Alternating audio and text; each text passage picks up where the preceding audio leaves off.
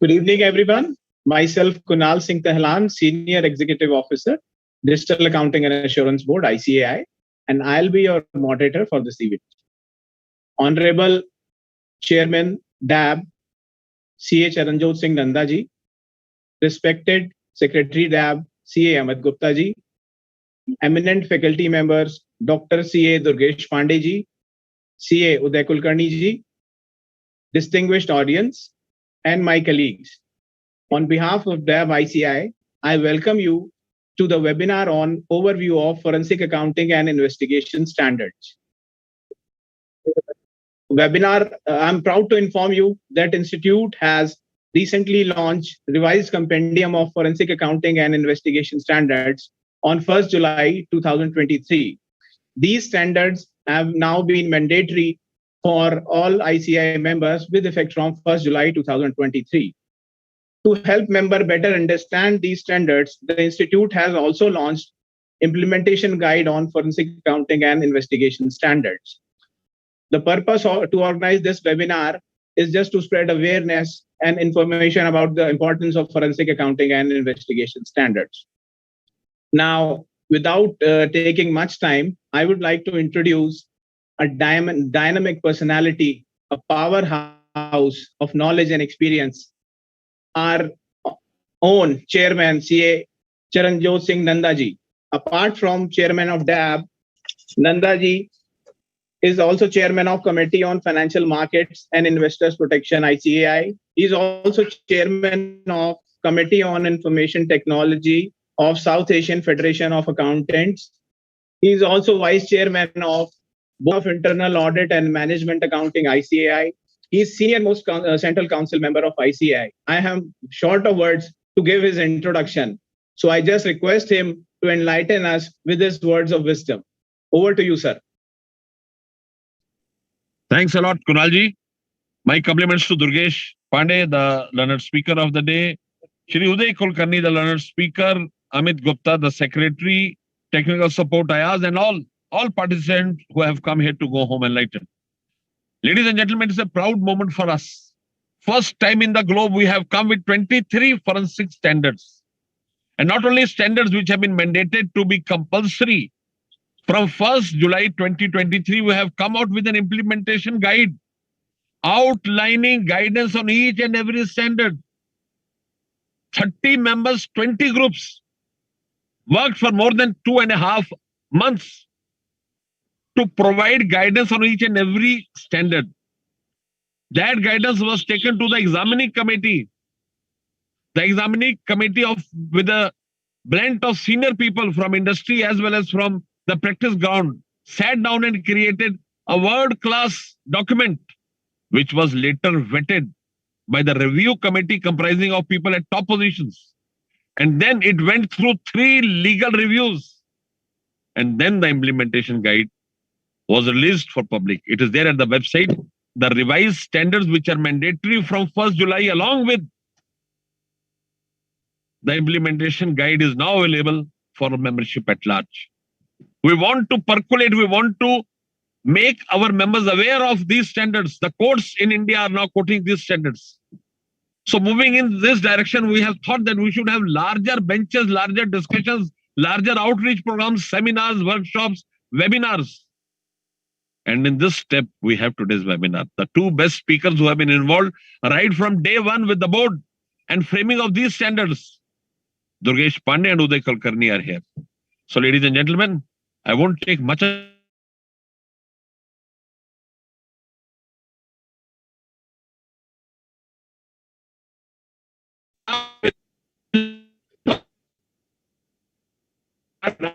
कामयाबी फिर कदर ना होती किसी हुनर की और ना ही कोई लाजवाब होता.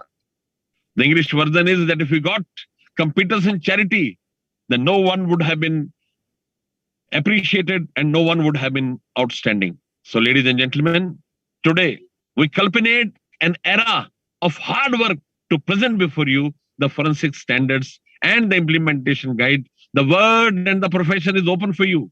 Go to all people to render your valuable services drawn on the lines of these standards. Thanks for inviting me. Thanks a lot. Over to Kunal Singh Tehlan, for his next proceedings.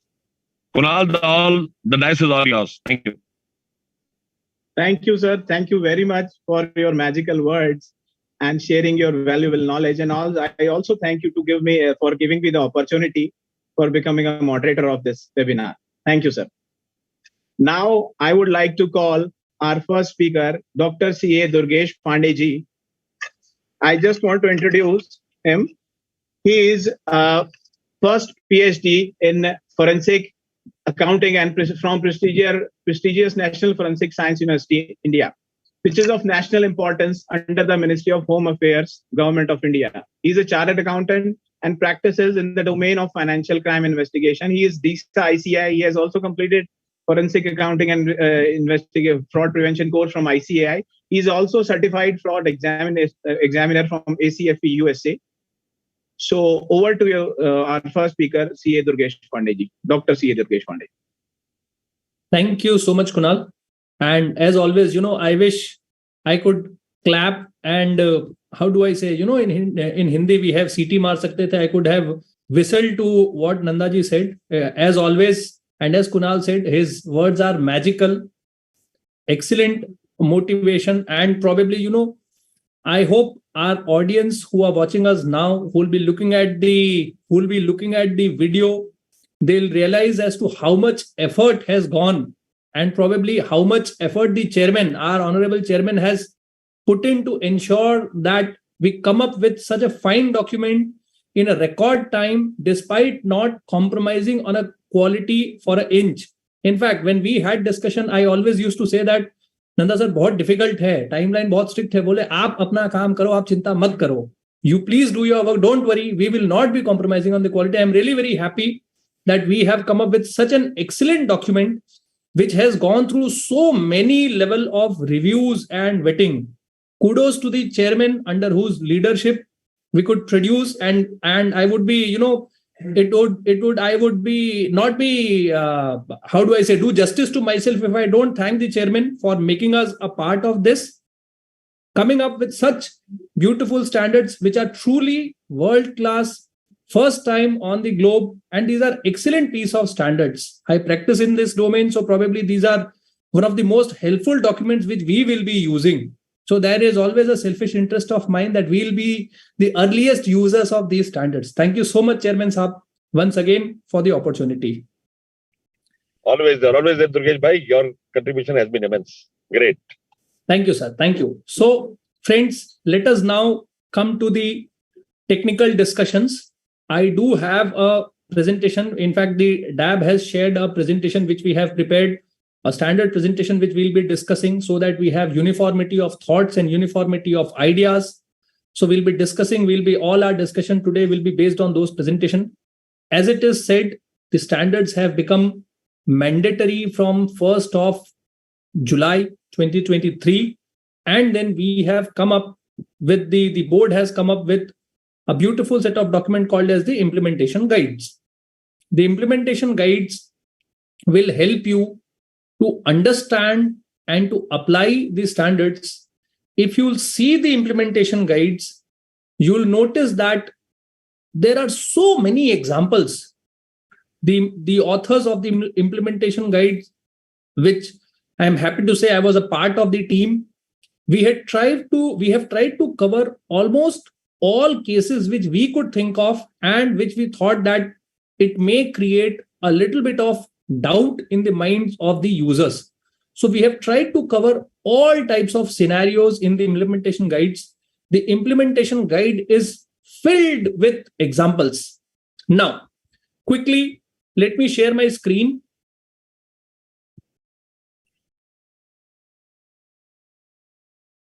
I hope the screen is visible. This is our standard. This is our standard books on standard, which is as on 1st of July 2023. The older book that we have, the one as on 31st August, it had some minor changes which we did in the standards. Of course, the implementation guide is altogether a new document which was given by the board. But then the standards, it's the old document which was released on 31st August. but certain terminology, certain nomenclature has been changed. They have been modified in the standards as well. Now, the basic overview of this standards, the basic overview or the basic requirement. First of all, we would like to understand as to why at all we needed a standard. First of all, this is a very dynamic field. Every day we have different type of assignment. Every day we have different type of roles that we have to play. And in this, we are coming up with the standards. Now, how does and where does the standard helps? This standard, it tries to codify the best practices in the industry. It clarifies the expectations and the attributes. There are certain terminologies which were used by people in practice. It tries to standardize the terminologies. We also have the ongoing debate of whether it is forensic audit and why it is forensic accounting. I would try to shed some light. I do have an advantage because I was part of the drafting group right from very beginning. So probably I can articulate the thought process that went into the naming of the standards. You know, as practitioners, we always face that problem when we are asked a question as to how did you do this assignment? How did you conduct this engagement? Now, when we are asked a question like this, we need something to fall back as a practitioner. So if I'm put a question in a court of law, which is very much a possibility in these types of engagement. So if I'm put a question in court of law as to how did you prepare your report, I needed a fallback mechanism which I can say clearly and loudly in the court of law with the competent authority that, sir, the Institute of Chartered Accountants of India has issued a set of standards which have been complied with while conducting this investigation. This brings a sense of legitimacy and this brings a sense of confidence even in the mind of the honorable judges.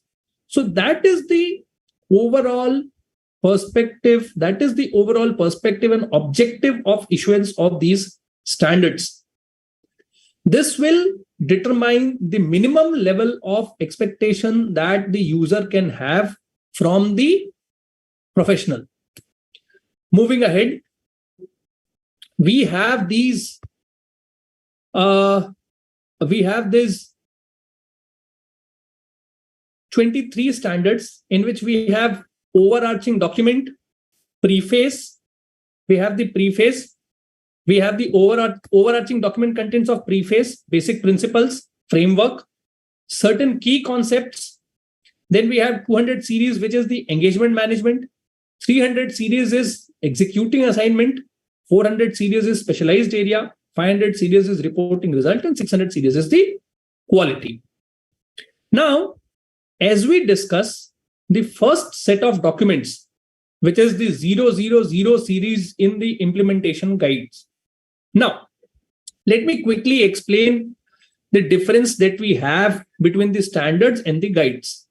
So the standards are mandatory in nature. The literature and text of standard which is written in this book of the standard are mandatory in nature. A professional who's discharging his attest function, as we call, has to ensure that he complies to all the standard. And if he does not, the fact has to be disclosed as to why he does not complies to the standard. And of course, the other repercussions which come with those.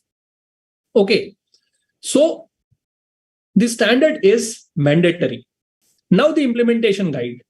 Why the implementation guide?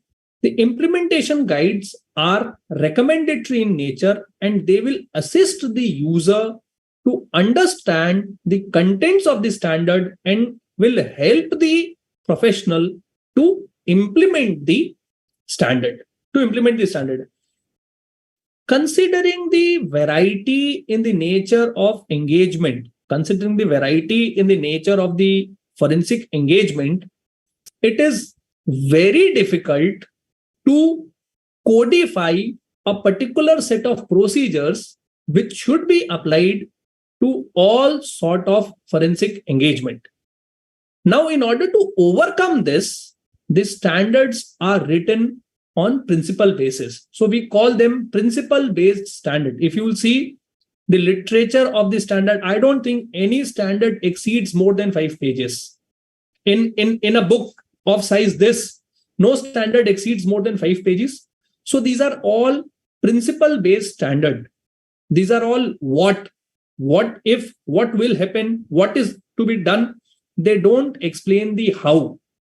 How it is to be done, that is explained in the implementation guide. So the how is explained in the implementation guide and the what is explained in the standards. Okay. Now, coming to the overarching documents. These are 3 set of documents which we have. The first is preface, second is framework, and third is the basic principles. Out of these, now that the standards have become mandatory, the basic principles are most important because these basic principles are to be followed throughout the engagement, and all the standards are to be read with in conjunction with the preface, framework, and the basic principles. Now, what do we have? The part of the preface. What do we have? The part of the preface, or rather,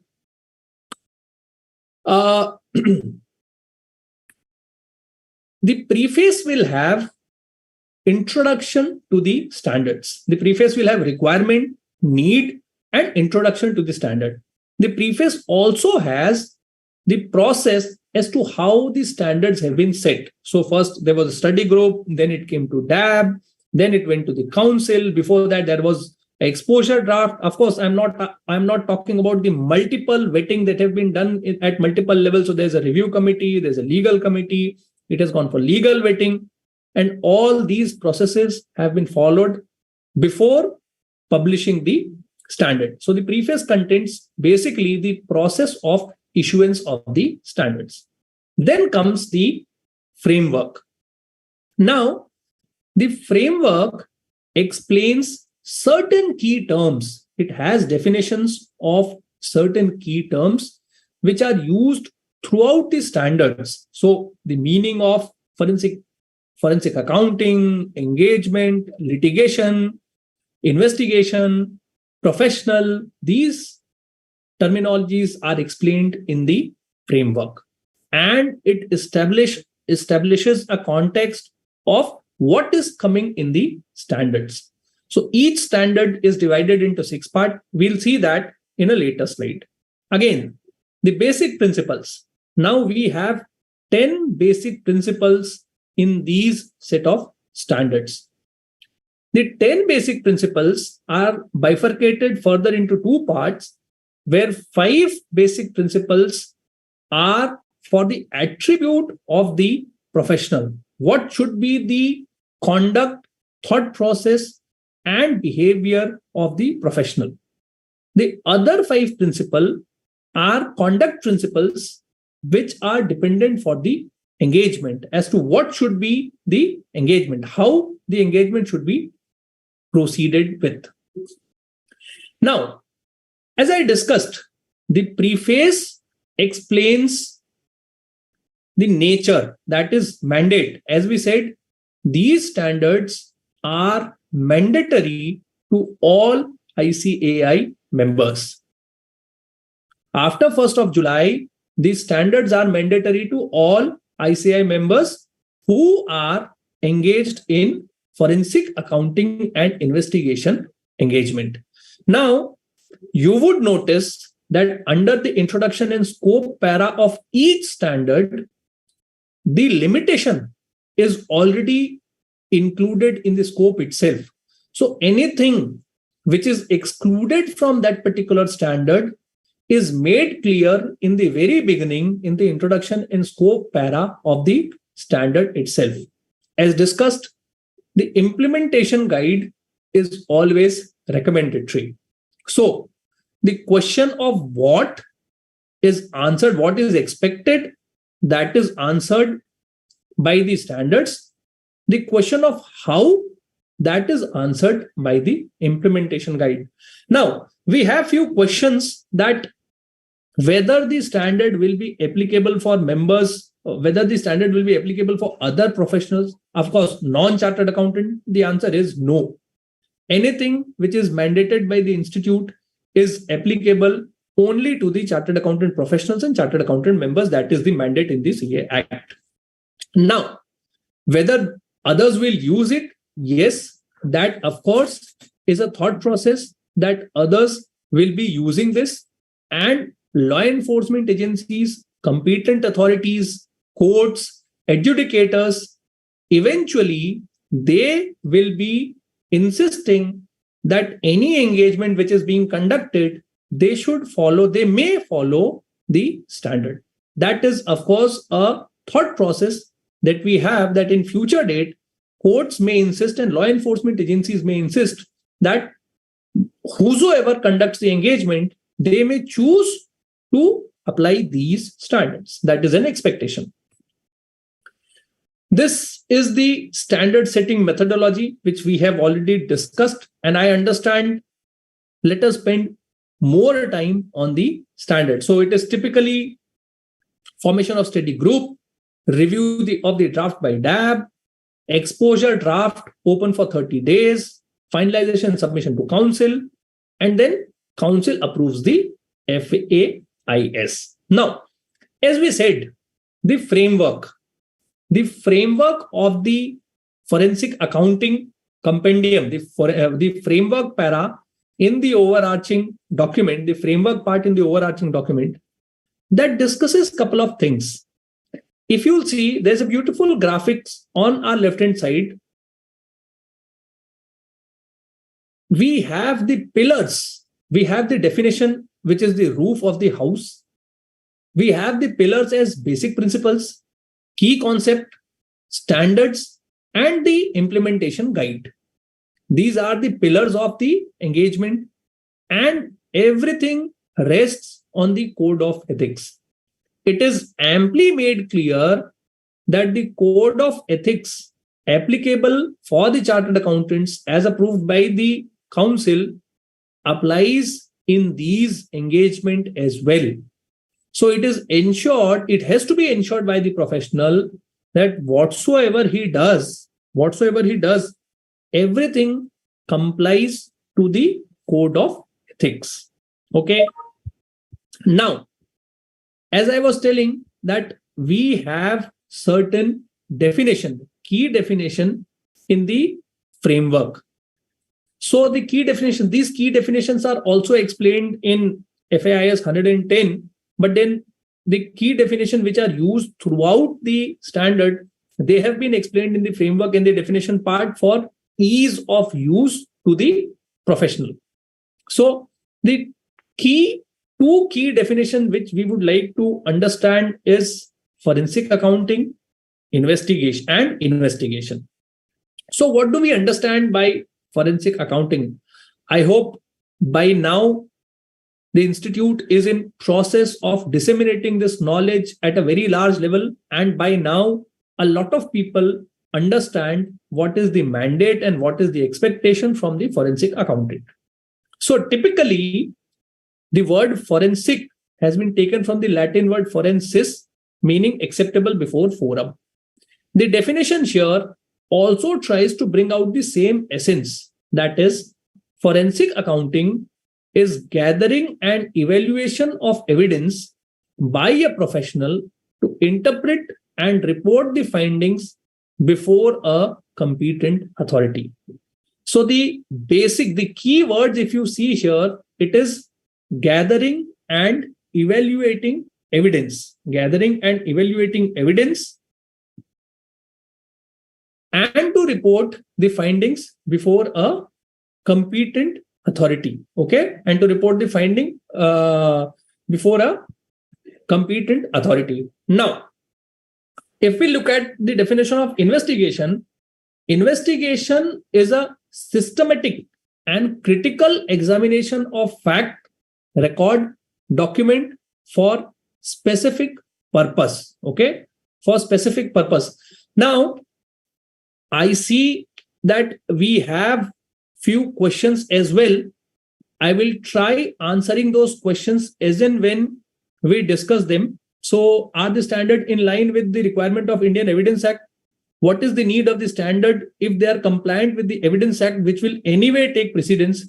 Investigation requires creativity on part of the investigator, and the restriction by way of legal requirement and standards curb this creativity. Now, to answer this question, the standards, it is ensured that the standards are not in contravention with any act of the country, because these standards are issued by the institute, and no standards, in fact, no law can be contrary to other law. Otherwise, there has to be a supremacy which has to be created. So these standards are not in contravention with any law. I would not use the word that these standards are in line with the Evidence Act, because the Evidence Act is way, way, way beyond these standards. The Evidence Act is a very detailed document. The Evidence Act has a lot of facets, and we, as chartered accountants, are not trained. Rather, we don't have a formal education of the Evidence Act. So it has been tried to keep it simple to the extent that it is required. In fact, if you'll notice, we have ensured that everywhere our role ends by gathering of the evidence. We are not assessing the quality of the evidence. We are not assessing the culpability of the person. Our role is gathering of the evidence. Okay, so this is not particularly, we cannot say it is in line with the Evidence Act, but yes, let me put it very strongly that nothing in the standard is contrary to the Evidence Act. Coming to the question of curbing of creativity and creating a legal restriction, please understand, investigation is an art and the standards don't intend to curb the creativity.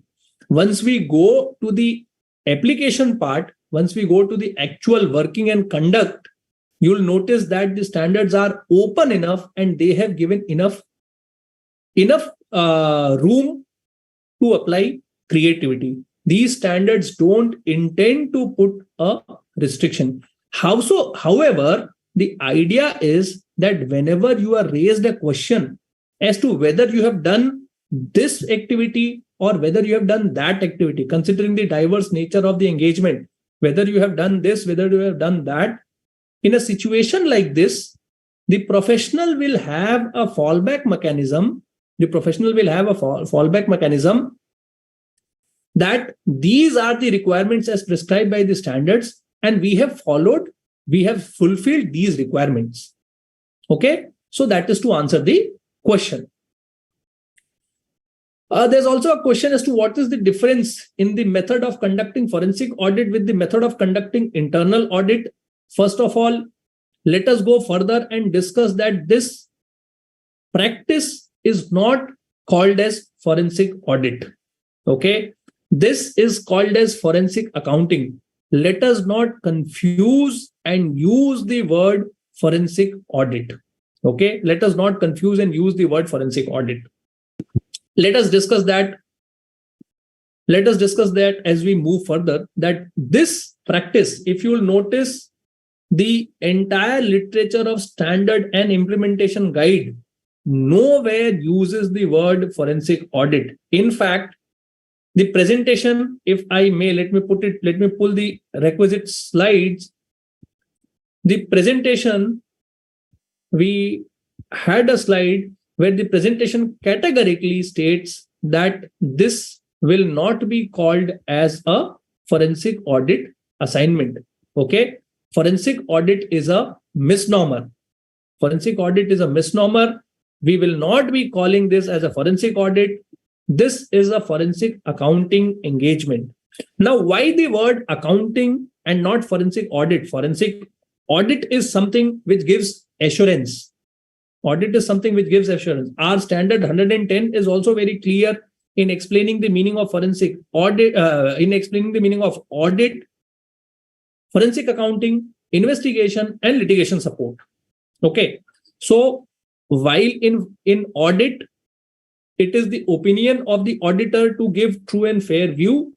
In a forensic engagement, he or she, the professional, is a fact-finding authority. Okay, a fact-finding person. He is not supposed to give opinion. In fact, one of our basic principles says separating facts from opinion. Our report as issued under the forensic engagement is a report of fact, and it should not be colored with the opinion of the professional. Okay. Now, having said this, there's also a thought process that, accounting is a larger terminology when we compare with the word audit. Audit is a subset of accounting. Ironically, in a country like India, accounting has become synonymous with bookkeeping. But please understand, the word audit is part of the accounting discipline. And when we say the word accounting, it includes auditing as well. I hope all our members will appreciate that even our qualification that we have is chartered accountant, and it's not chartered auditor, though we do all the auditing. So accounting is a broader word. Accounting includes auditing. Audit is for assurance function. And globally, this practice is called as forensic accounting practice. That is why we use the word forensic accounting and we don't use the word forensic audit. In fact, I would request and encourage all the members to educate the general public not to use the word forensic audit. We want to go with forensic accounting only and not forensic audit. Now, coming to the structure of the standard. So each standard is divided into 6 parts. The first part is introduction and scope. And this is the structure across all the standards. Even the guidance note has a fixed structure where we have examples, illustrations, procedures, introduction. Okay. But then let us talk about the standards, and I'm not focusing a lot on the implementation guide. Probably we can have sessions standard by standard where we can include one standard and implementation guide, but that is for a later date. So the first section that we have is introduction and scope. Okay. This section, it gives brief background and scope of the standard. As I said, this section clearly presents if something is too obvious and is excluded from this. So if a standard says that this standard does not apply to a particular activity, that is very much included in the scope para. So all exclusions are given in the scope para itself. Okay. Next we have objective. Now, the objective para gives the purpose of issuance of the standard and the need as to why this standard is required, why this standard is important. Okay. This requirement, this marriage of requirement, we have the objective as to what is the objective, what should be accomplished by this. This objective is given in the next section, which is the requirement as to if a desired outcome, if something is desired, what is required to be done to achieve the objective. That is the part of the requirement standard. What I'm telling, not how. How again goes to the implementation guide. Now, there are certain paragraphs in the requirement which merit detailed discussion. Certain paragraph in the requirements which cannot be explained in few sentences in the requirement para.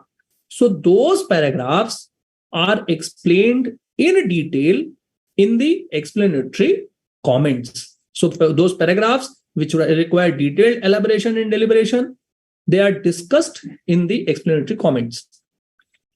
The fifth paragraph that we have, it's a very interesting paragraph which has been introduced in the forensic standards, and this is something which is going to help all the professionals immensely. This paragraph is called as documentation of work procedure. Now, what does this mean? This simply means as to what are the documents that a professional is expected to maintain, to have in his record as working papers, so that the professional can demonstrate that he has complied, he has the conformance to the standards. Okay, so the idea is that this para will give a list of documents which has to be maintained by the professional to demonstrate conformance to the standard. Once you have that list, once you show that list to a concerned authority, you can prove that you have followed the due process as required in the standard. The last para is effective date. Each standard has the effective date. This was given to cover a situation if all the standards were not mandated simultaneously. But then for us, we are very happy that all the standards are applicable simultaneously. So it is the last para, effective date. This is by and large not very relevant in this context. Okay. Now, let us come to the basic principle. Why I am discussing the overarching documents in detail and why I am spending a lot of time. And I am discussing this in detail is because the basic principle, the overarching document, that is the structure, the basic principle, these are common throughout all the standards. Okay. So these are common throughout all the standards. Now, if these are common throughout all the standards, then we need to understand this in detail. That is why I'm spending a lot of time. So I have a question which says that if an auditor reports fraud to NAFRA and if the person named in the fraud were to sue the auditor, or the same becomes part of legal proceeding, if the auditor is not a forensic auditor, what is the protection to the auditor?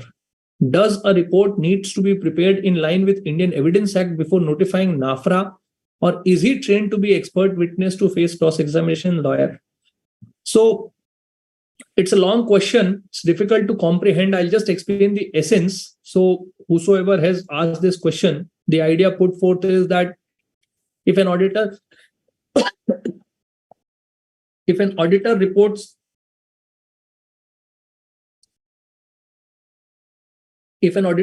fraud to NAFRA, and if the person in the fraud would sue the auditor, if the auditor is not forensic auditor, what is the protection to the auditor? While I am reading the question, I really don't think that this question is connected with the forensic engagement. This is a question altogether at a different platform, and it can be answered at a different level.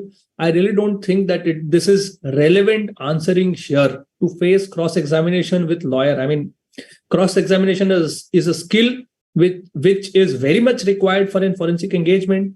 But then if someone is being sued, I really don't know the merits of why he's sued, what he's sued.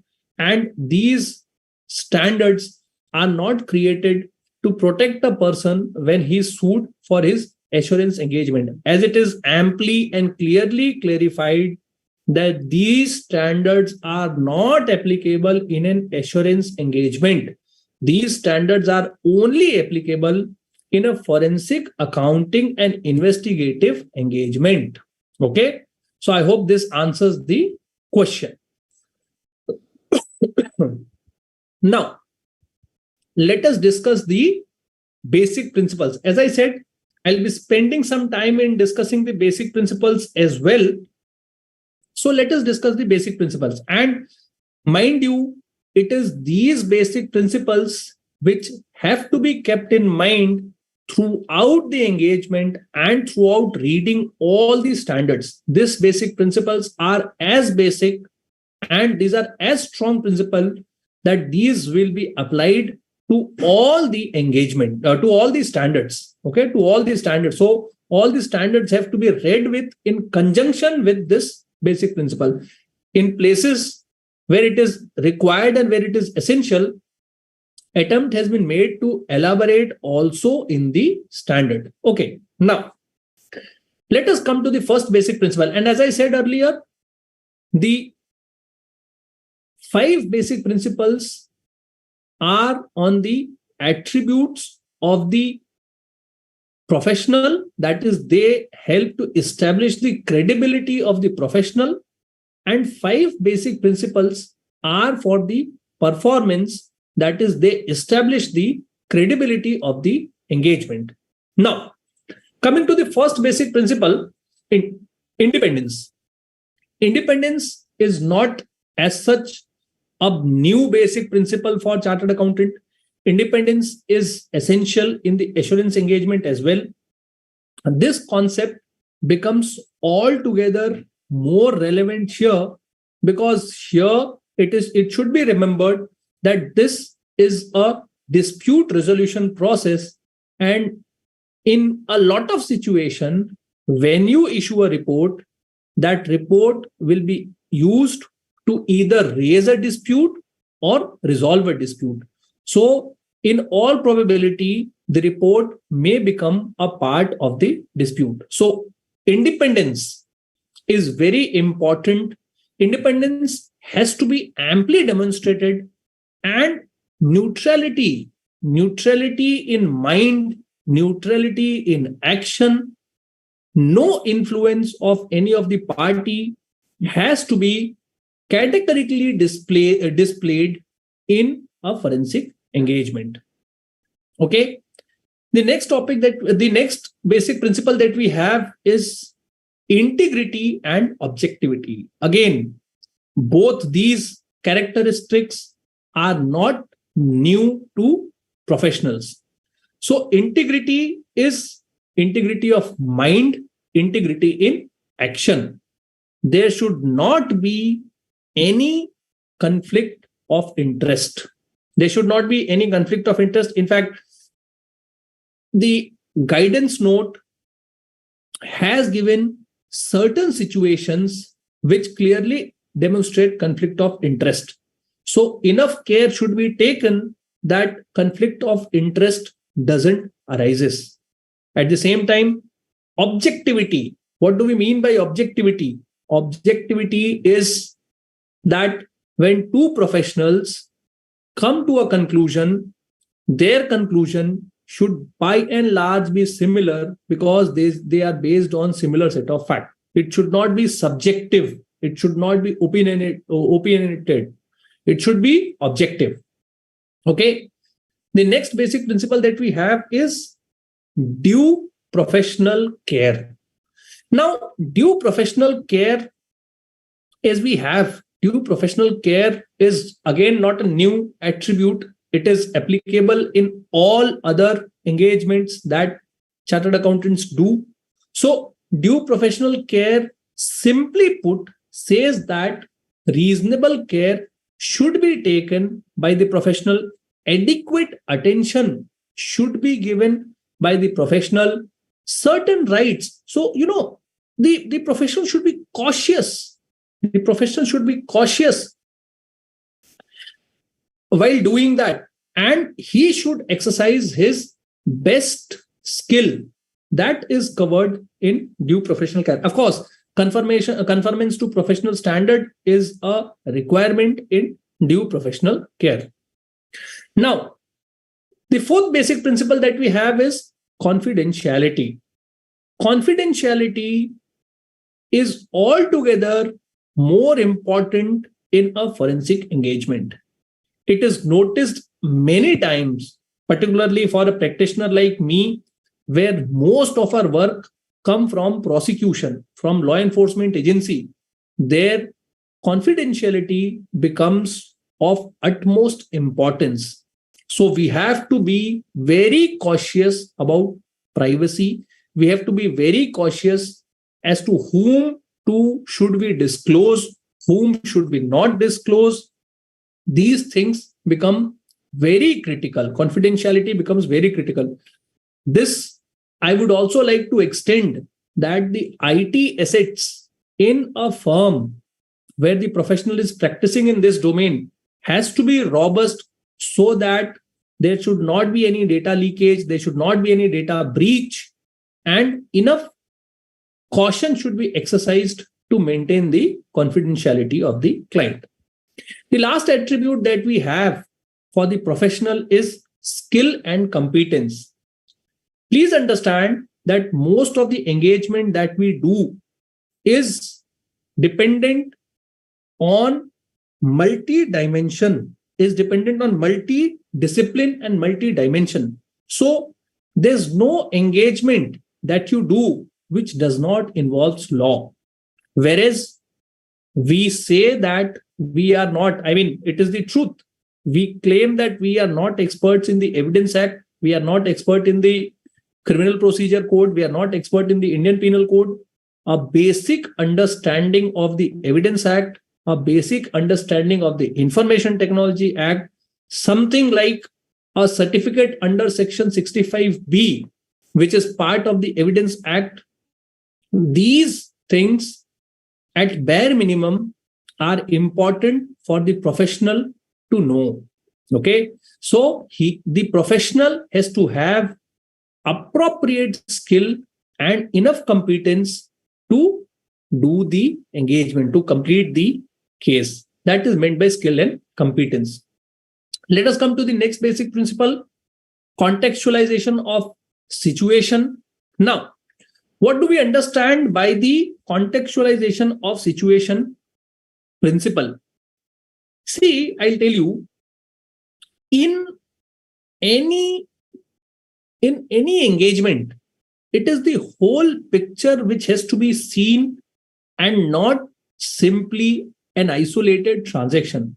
So the guidance note has a beautiful example. Say if you are investigating a procurement fraud case, you are investigating a procurement fraud that during one particular time, pumps were purchased by the company, or pumps were purchased by the authority, and these pumps are purchased at an exaggerated price. Say the professional is investigating a situation where pumps are purchased by the authority and these pumps are purchased at an exaggerated price. Now, simply put, these transactions may look colored or fraudulent or mischievous. But if we understand the context that there was a flooding in the area, there was flooding in the company, or there was flooding in the building, the pumps were required on an urgent basis. It was a Saturday afternoon where most of the shops were closing or about to close. Tomorrow was Sunday, you would not have got the pump. And in a situation like this, the pumps were ordered. Now, this transaction has to be seen in light of the context and not in an isolated manner. An emergency situation, say COVID was the best example. Most of the hospital, they bypass their regular purchase process and they have procured in an emergency situation. Now, in a situation like this, how do you justify the price? So this is meant by contextualization of situation. Next, we have something called as primacy of truth. In a forensic engagement, the professional is a truth seeker. The professional is a truth seeker. His duty is to find the truth and to bring forth the truth. In fact, I would take the liberty of having the statement which we have, Satyamev Jayate, as the part of our national emblem, that truth always triumphs. That is the objective in any forensic engagement, because we are investigators. Our job is to find and present the truth. Okay. Next, we have respecting rights and obligation. Now, the simple principle of audi altrum partem, that is, the other side should be heard, the principle of natural justice, to know the other side of the story and to respect the rights of both the disputing party, irrespective of whosoever engages you. That is a very important trait in a forensic professional, which has to be demonstrated while conduct of the engagement. The reason is that if the adjudicating authority, if the competent authority, or if the judge notices that there is an iota of biasness in the report, then the report will be tossed away and it will not be used as part of evidence. Okay, so respecting facts and obligation is an important principle. Yes, friends, I am spending a lot of time on the basic principle because I consider these basic principles are the lifeblood of these standards, because this is something which has to be hammered in our mind again and again while applying any standard to an engagement. The ninth one, we have separating facts from opinion. As I said, the professional is a truth seeker. It is expected that he gives statement of the fact and not the opinion. In fact, the standard clearly and categorically mentions the implementation guide reiterates the fact that a professional is not supposed to give a statement of guilt or innocence. Somebody is guilty, somebody is innocent. That is not a statement which the professional is supposed to give. This is the job of the court. The professional's role ends simply by presenting the facts. It should not be colored with opinion. Sometimes we make such mistakes unknowingly, and sometimes these are made knowingly. It should be ensured that facts are separate from the opinion. Quality and continuous improvement, as the name suggests, this principle encourages the professional to strive for continuous improvement and to maintain the quality. We also have the 600 series standard, which is on the quality, which though we don't have a full-fledged peer review mechanism for forensics, but for forensic engagement, but the standard dwells upon how to have a principle of continuous quality enhancement. Okay, so that is about the basic principles. Please understand, as the cost of repetition, I am telling again and again that these basic principles are very important, because whatsoever standard you apply, whatsoever implementation guide you use, you have to read that in conjunction with the standards. Now, let us come to the 100 series of the standard. So the 100 series of the standard is on the key concepts. What is the key principles? That is the 100 series of the standards. So the 100 series has 4 standards. First being nature of engagement. As we discussed earlier, this standard divides the nature of engagement into 3 parts. Okay, this standard divides the nature of engagement into 3 parts.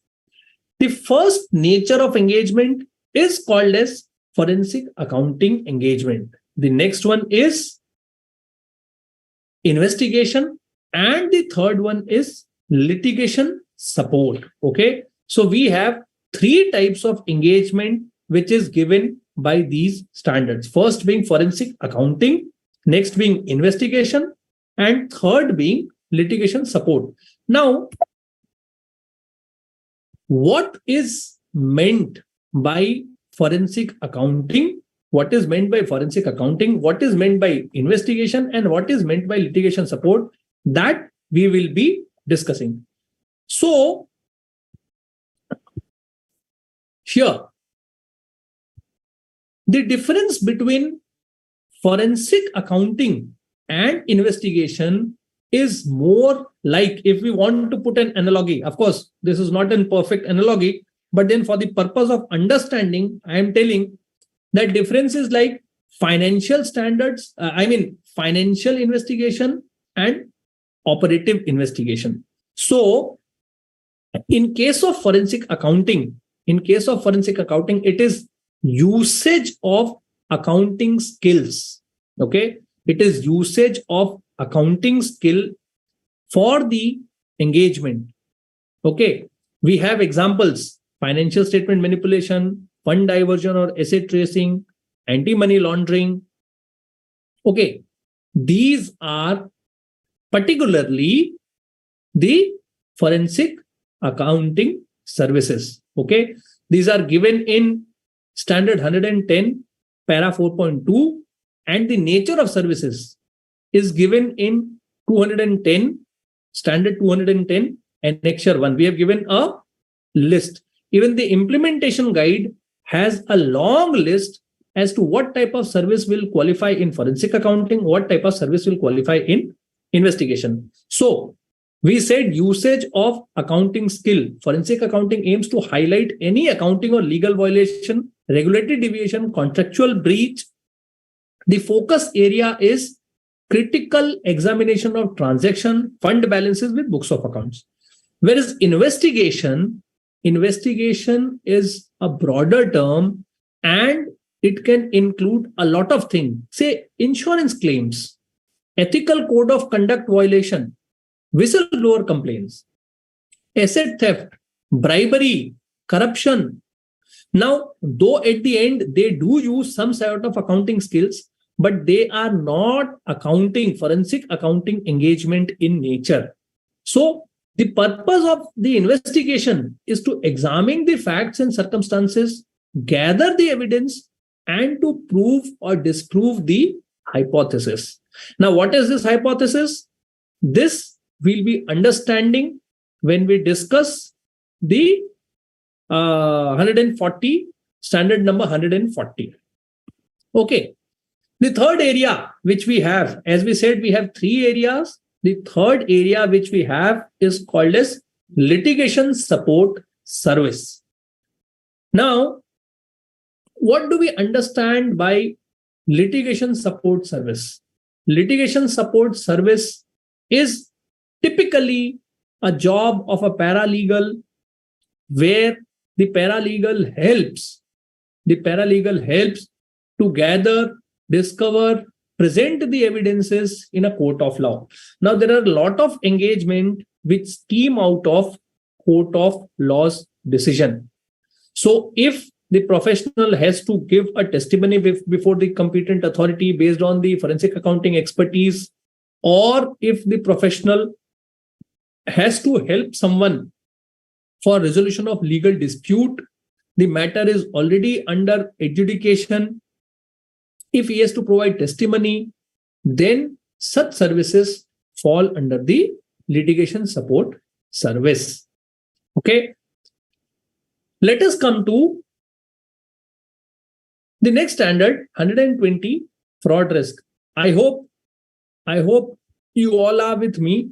I understand a virtual session becomes a little bit difficult because the speaker has to constantly speak, and we speak by and large on the subject. In physical sessions, we do have an advantage of taking the liberty and discussing something more than the subject. But here, because the audience is all virtual, you don't get to see the faces. You really don't know how these sessions are being taken and how people are reacting. So that is a disadvantage. Of course, the advantage far outweigh and exceed the disadvantage of virtual session. People in every nook and corner can listen to us. They can ask questions. Probably this would be recorded. It would be shared. So the benefits far outweigh the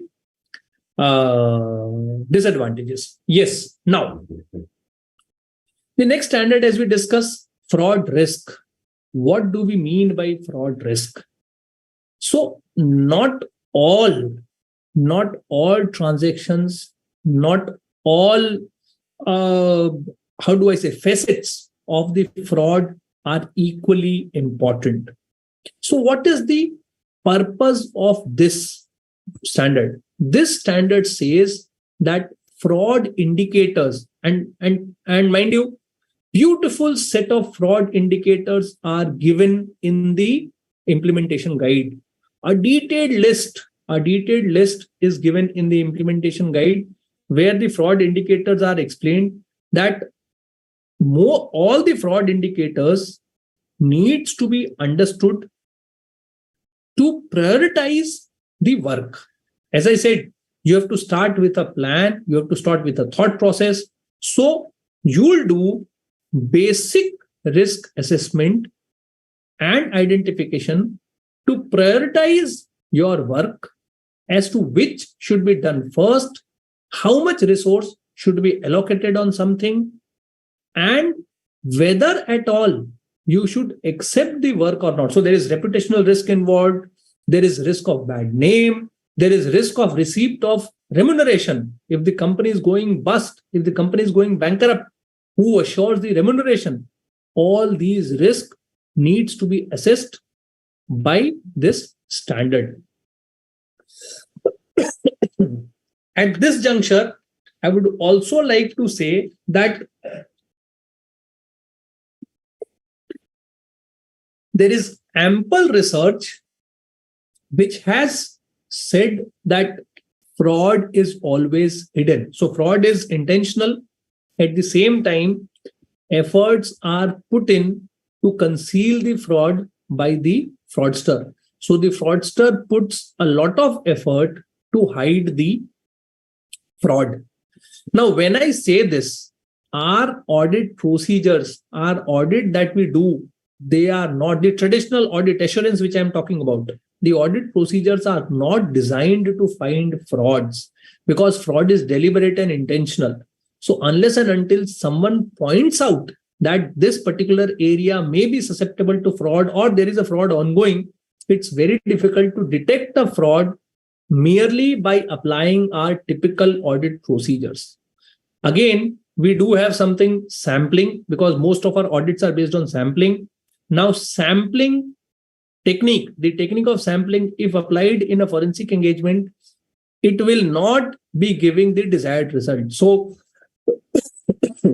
it is said that the technique of sampling doesn't directly applies in a forensic engagement, and entire transactions have to be reviewed. Yes, there are ways and means of doing smart sampling, but then that is the part of the implementation guide which has to be read with, and we can discuss that in detail some other day. Okay, so the fraud risk has to be determined. Here, the fraud triangle, as we know, that is the pressure or the motive to commit the fraud, the opportunity as to what is the opportunity available to do the fraud, and the rationalization, the thought process of the person when he committed the fraud. These help to bind the reasons, or to understand the fraud indicators in detail. Okay, so this was about our standard on the fraud risk assessment. Okay, now let us go to the next standard. This standard is called as the laws and regulation. Now, it's a very nice standard which divides the engagement into parts. Now, this standard says that any engagement may come out of either in accordance with a law, or there are certain direct impact law which are applicable for all engagement. So, simply put out, or let me use an example to understand. The appointment which is made under the insolvency and the bankruptcy code for transaction review, the appointment that is made under insolvency or bankruptcy code for transaction review is in accordance with the specific law. Okay, it is in the assignment with the so it is an engagement specific law. There are also professionals who are appointed under different act under different set of regulations. Say if you have been appointed under, if you have appointed to verify or check or scrutinize the grants, this grant has been given under a central government scheme. Okay, probably Manrega as we call it in India, or probably the health grant as we have the Government of India's health grant as we call National Health Mission. So if you are appointed to check the grants, then this has to be done in accordance with the law for the specific engagement. And then we have something called as the direct impact law. Now, what do we understand by direct impact law? Direct impact law are certain law and certain regulations which are applicable to the professional irrespective of the engagement. Okay. So example of that we can understand with the Evidence Act, the Indian Evidence Act. Now, the Indian Evidence Act 1872 is by and large applicable to most of the engagements. Similarly, we have the Information Technology Act. Now, any engagement that you do that will involve in computers, it will involve systems, it will involve extracting data out of mobile phones. The moment you do these activity, the moment you deploy some techniques to do this, it happens under the aegis of the Information Technology Act, read with the Indian Evidence Act. So if you take some data from some system, it has to comply to those direct impact laws. So it can be engagement specific law and it can be direct impact law. Direct impact is applicable to all the engagement. Engagement specific is applicable to that particular engagement only. So if the appointment is not dependent on an engagement specific law, then it is covered by the Contract Act because it is under a contractual agreement with the client and the professional. Okay. So this is law and regulation. Now, again, if we look at the implementation guide has explained the definition of fraud as per the IPC. It has explained the definition of law as per the Companies Act, and the implementation guide has given a detailed list.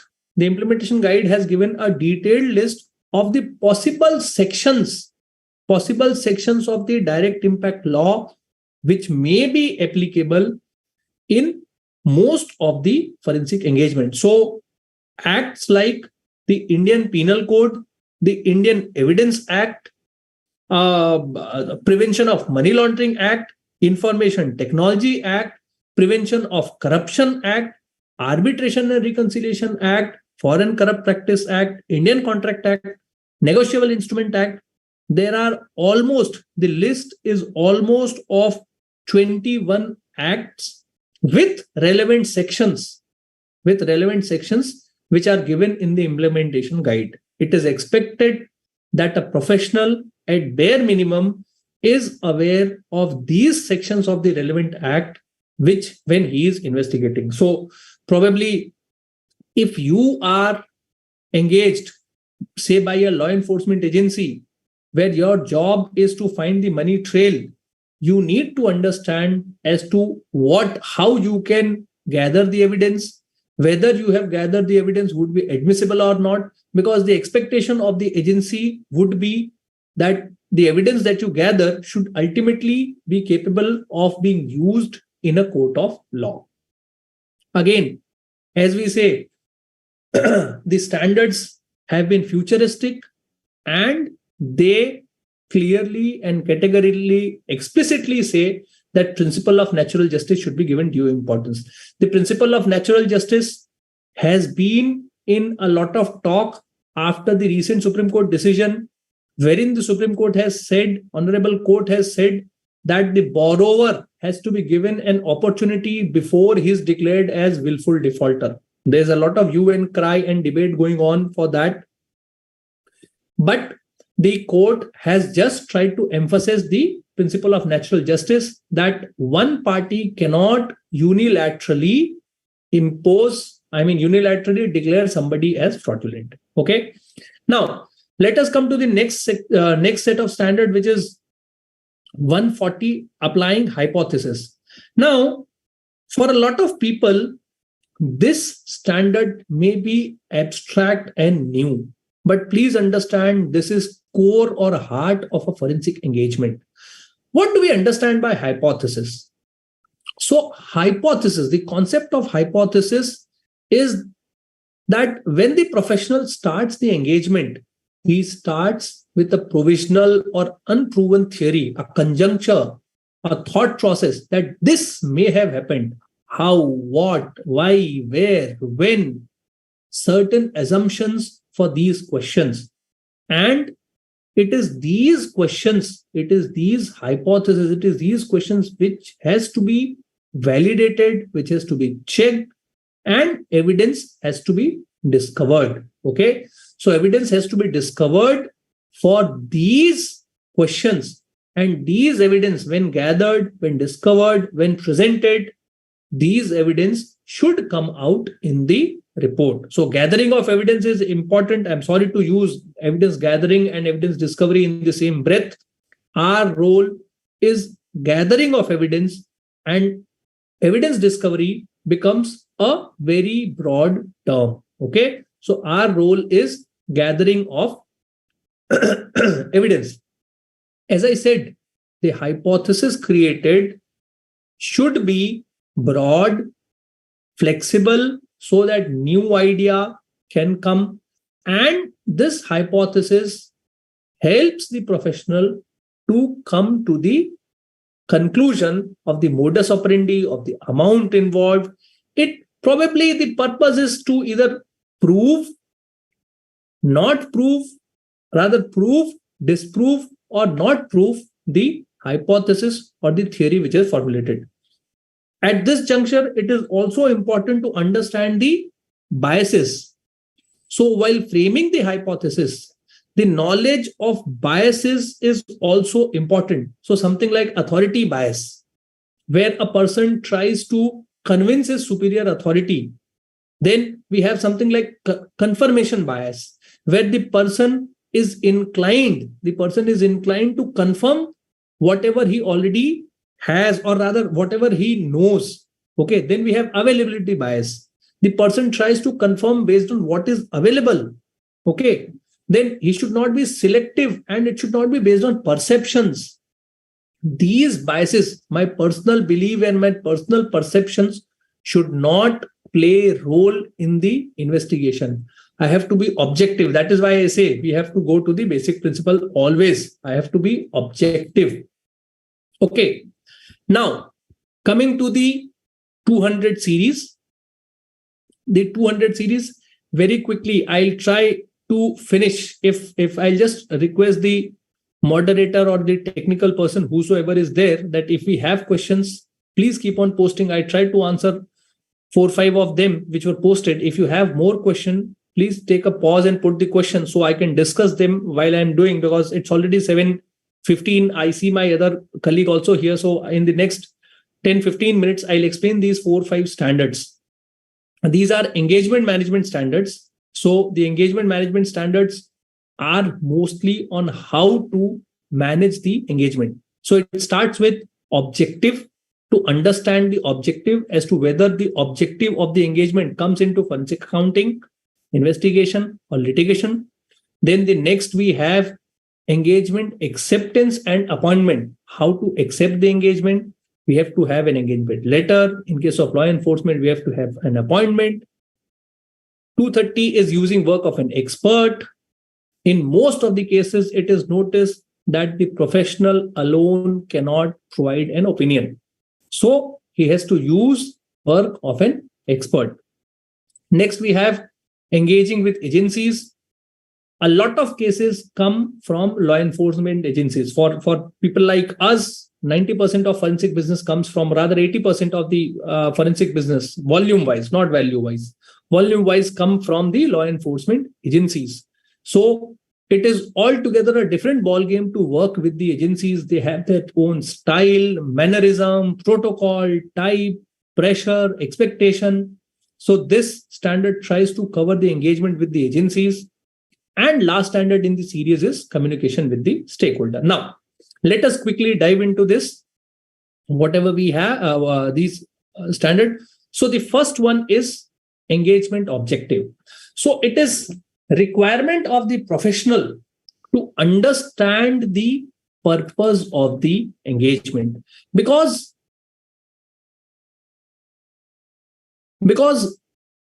the purpose of the engagement will determine everything.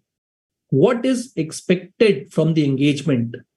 The scope has to be defined, it has to be clear, and it has to be in line with the objective. At the same time, it has to be amply made clear what is excluded from the scope. Of course, this clarity has to come only if there is an overlapping or cross function, then this has to be told. Okay, otherwise, it's not required. It's also clear, it's also amply clarified that the engagement should not be started keeping an objective outcome in mind. That is, I will be doing this engagement and this will be the outcome. The professional cannot commit to a particular outcome. The professional cannot commit to a particular outcome before even starting the engagement. So I cannot take a plea that I am doing this engagement to prove that person as fraudulent or to prove that person as a thief. That should not be the purpose of the engagement, because you are determining the outcome before even you have started. Okay. So the engagement objectives are to be clearly defined. As we have discussed earlier, this is the three parts where the engagement is bifurcated into. So we have something forensic accounting, which is usage of accounting skill, deviations, accounting transactions, violation like financial statement, fraud diversion, asset tracing, investigative service, that is whistleblower, asset and bribery, fraud cyber frauds, and then I'm sorry, we have litigation service. I'm speaking constantly. So litigation support service. In litigation support service, we have alternate dispute resolution and testimony before competing authority. Okay, let us move ahead. Engagement, acceptance, and appointment. This is again something which we do for our assurance engagement. A key element which is included here is preliminary procedure and basic due diligence. What do we understand by this? So, most of the engagements which come in the forensic accounting investigation domain, they come with a degree of sensitivity and degree of risk. Now, it is the purpose of the professional to understand that sensitivity, to understand that risk by applying certain preliminary procedure and doing his due diligence. Whether he is not being trapped into something to which he should not commit, whether there is certain inherent risk, in doing an engagement like this. We have seen that professional face threat to life and threat to personal liberty and safety in engagement like this. So all these things should be covered in the engagement, acceptance, and appointment phase. The standard explains that basic due diligence is needed. The professional should identify the key stakeholders, the individuals who are covered, who will be using the report, what will be the repercussion of that. All these things have to be understood before accepting the engagement and appointment. Now, whereas you'll notice that the word used are engagement, acceptance, and appointment. The appointment word specifically refers in case of government agencies or law enforcement agencies where there's no formal exchange of engagement letter. They just give a work order or an appointment letter, and the entire engagement is dependent on that. Now, at this juncture, let me clarify the difference between engagement and assignment. The entire work that we have got will be called as engagement. And each portion of the work, say if the engagement can be bifurcated into 5 parts, each part will constitute as an assignment. So the nomenclature used is engagement and assignment. Engagement is the complete work. Assignment is part of the engagement, parts of those work. If you'll notice, 300 series uses the word assignment, others uses the word engagement. Okay, because that is the work done series. Okay, how the work is to be done, how review is to be done, how supervision is to be done. Now, let us quickly come to using the work of an expert. Now, as we discussed, in most of the cases, the professional may not have the technical competence to do all the job. Say if you require somebody from the chemical engineering department, if you require somebody as a lawyer, if you require somebody as a valuer in determining. So the professional should always seek assistance of the expert if he wants to give a fair, correct, and meticulous report. Okay. This standard explains as to how to use the work of an expert. So it starts simply by guiding as to how to hire the expert. So you make independent determination, you understand the market reference, you engage the expert. It may so happen that the professional has not, but his client has engaged the expert. So in that case, that fact has to be mentioned. The reasoning of having the expert has to be mentioned in the report.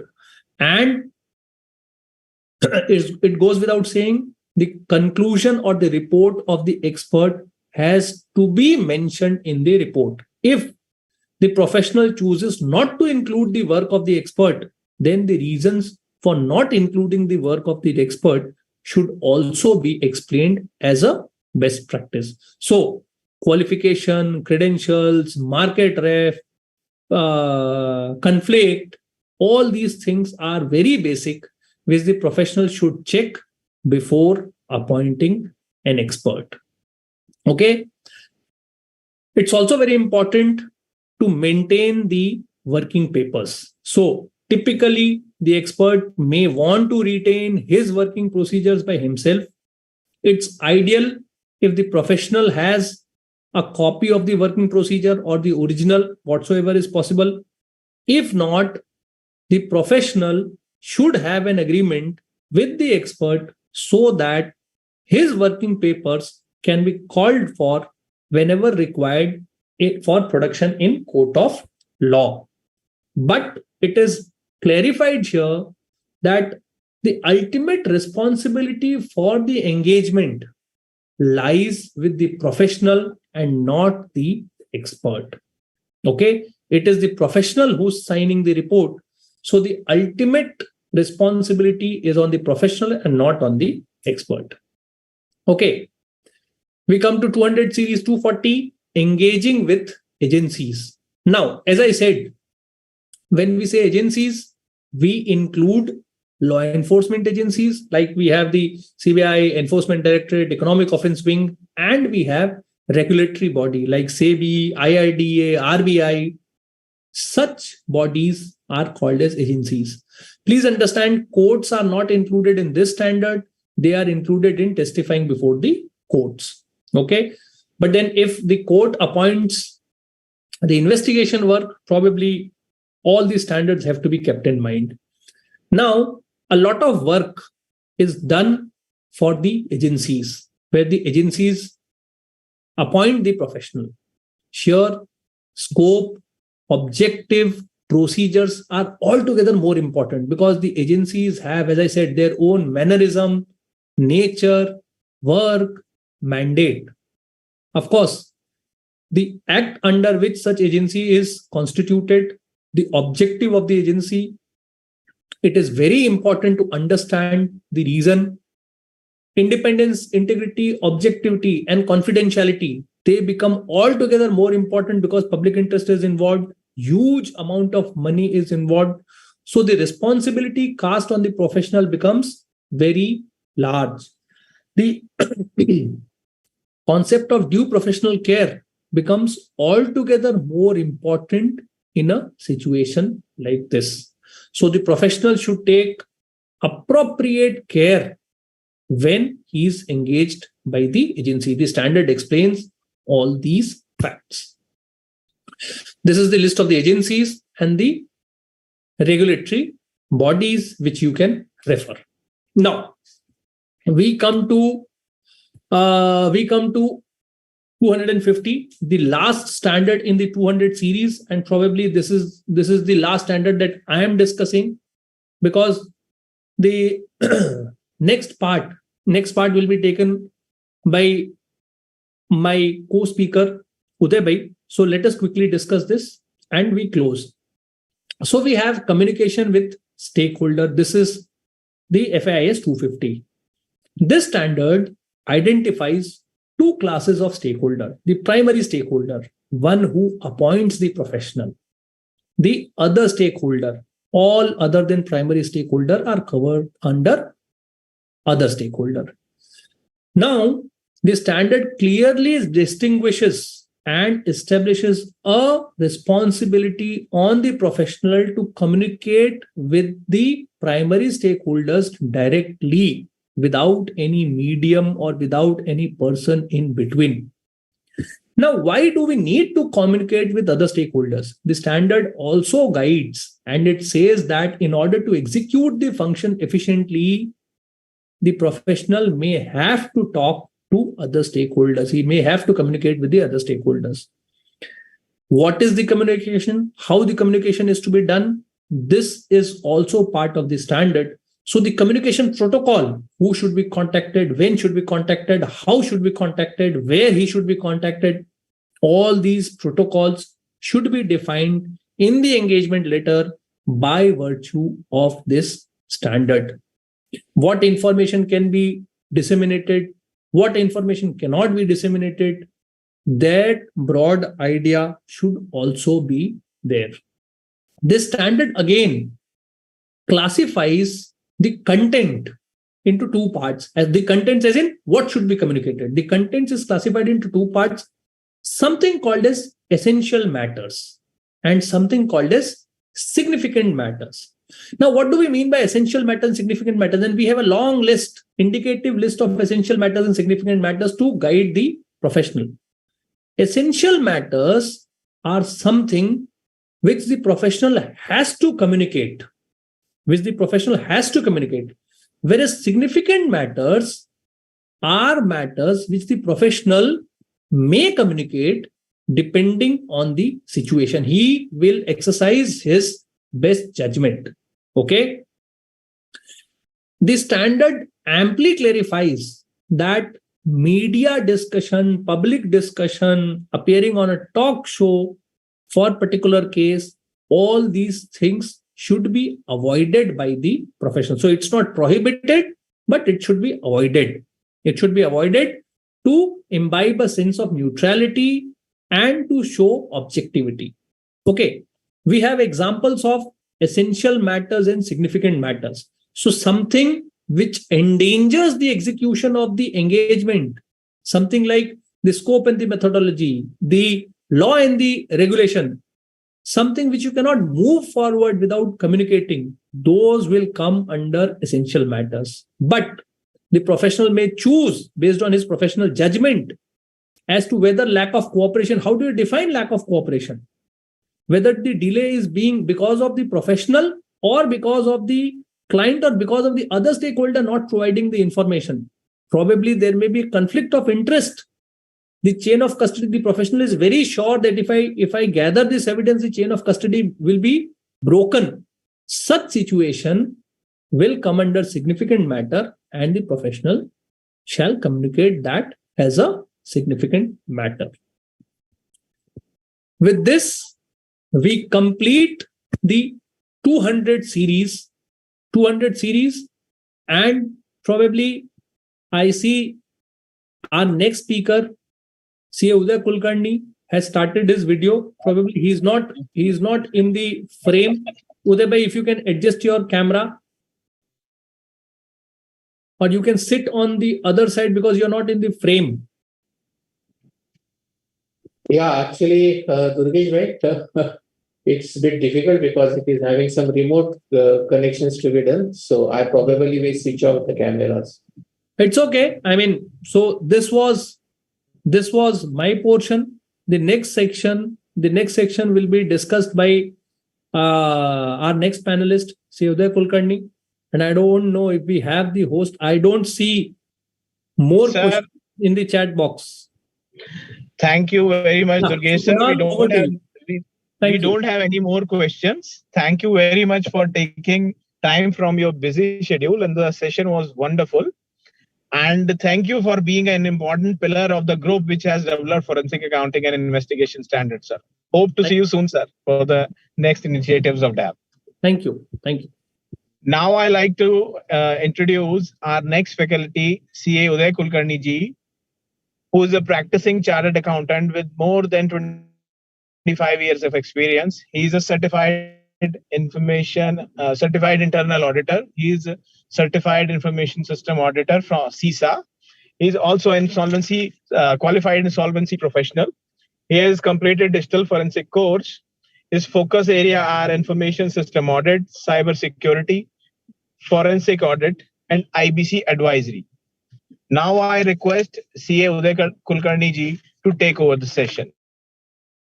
Thank you. Yeah. Good evening, all the participants. As I tried to share my cameras, but due to some technical reasons, as it is remotely getting handled, I'm not right now able to share my video, but I definitely share the PPTs, and I hope you are getting my good quality audio. Is it? Okay. So I hope the PPTs are visible. Yeah, and I'm trying. Yes, sir, it is visible, sir. Visible. Yeah, just I'm trying to zoom it out. Yeah, just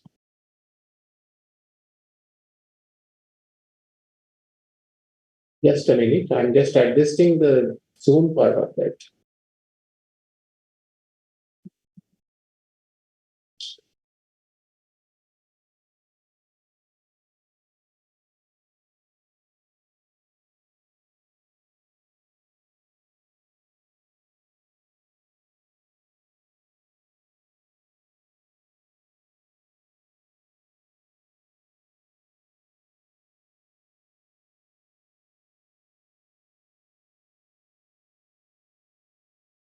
Yeah, that's not getting. Just a minute.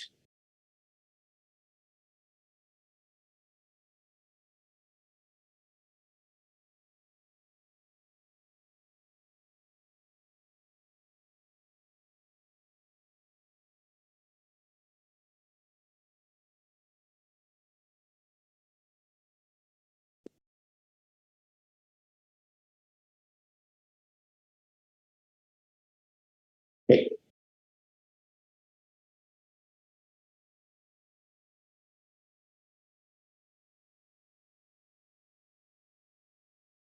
Yeah, but it is starting from beginning, na? Yeah, but we have to start from the 300 series. So I'm coming to that. Just a minute.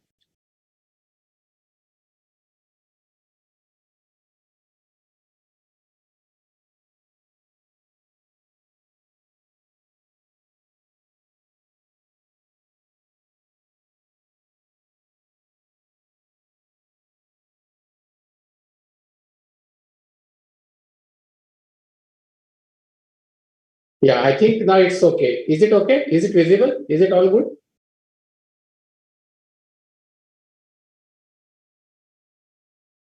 That's okay, but you can see my full slide at least first. Hello.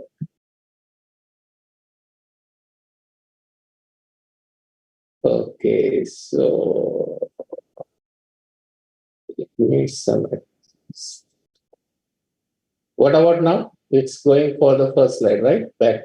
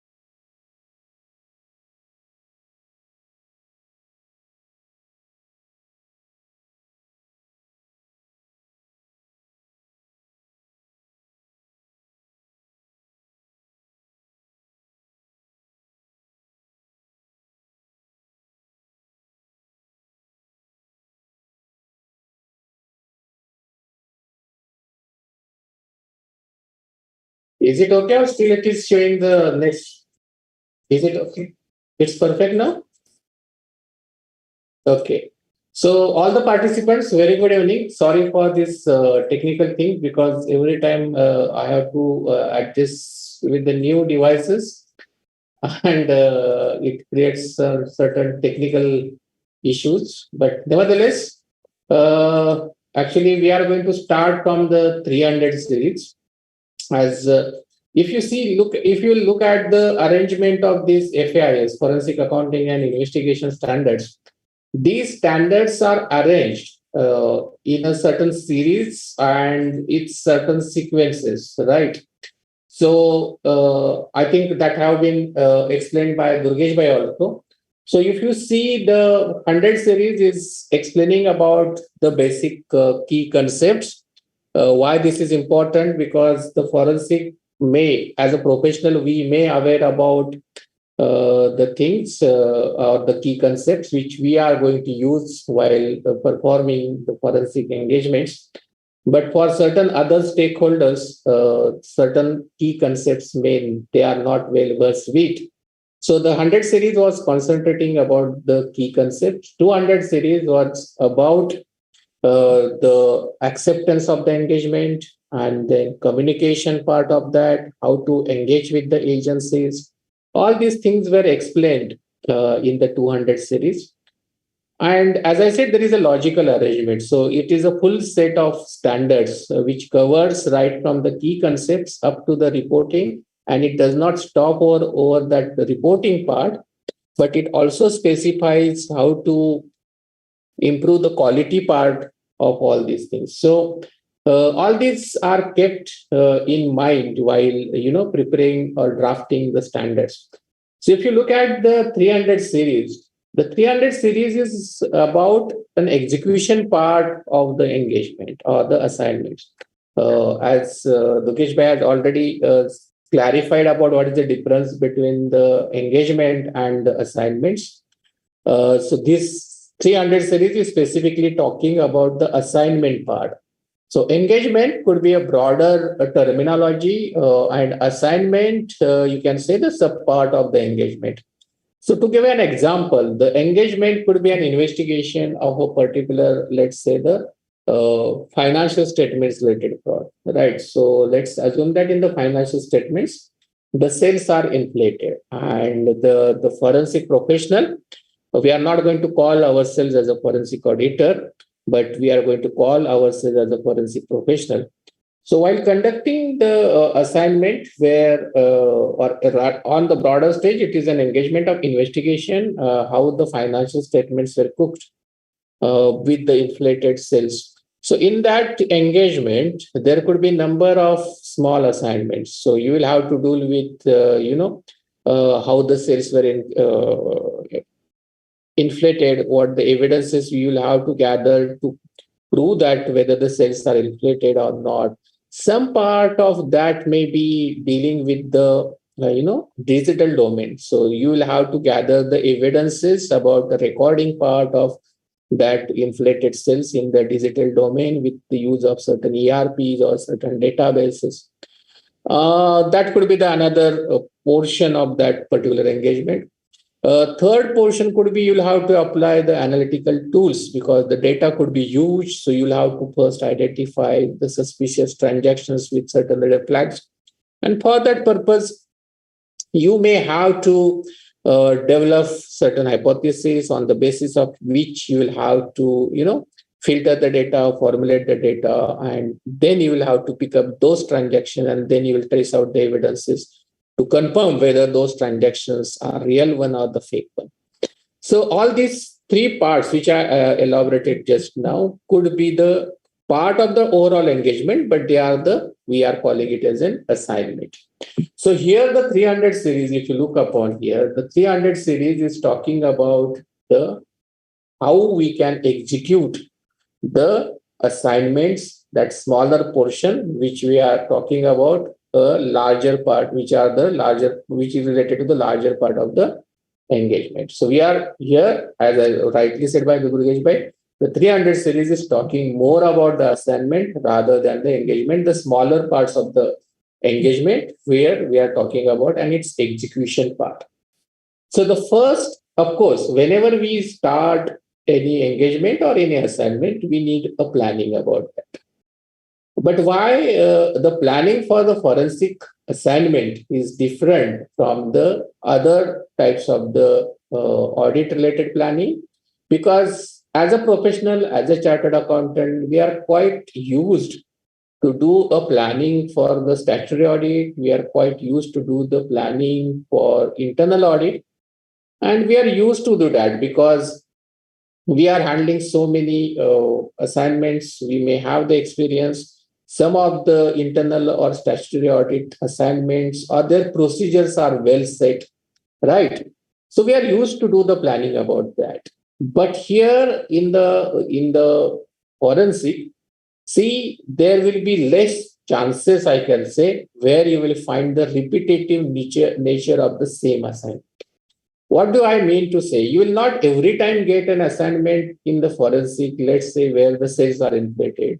You will not get the repetitive assignments where the procurement frauds would be there. You will not get the repetitive assignments where the digital forensic will be required. So some uniqueness is always there in the forensic assignment, depending upon the nature of the allegations, depending upon the suspicious transactions, depending upon the facts which we have to identify through that assignment. So each and every assignment under the forensic is quite different one. So there is no uniqueness in all these things.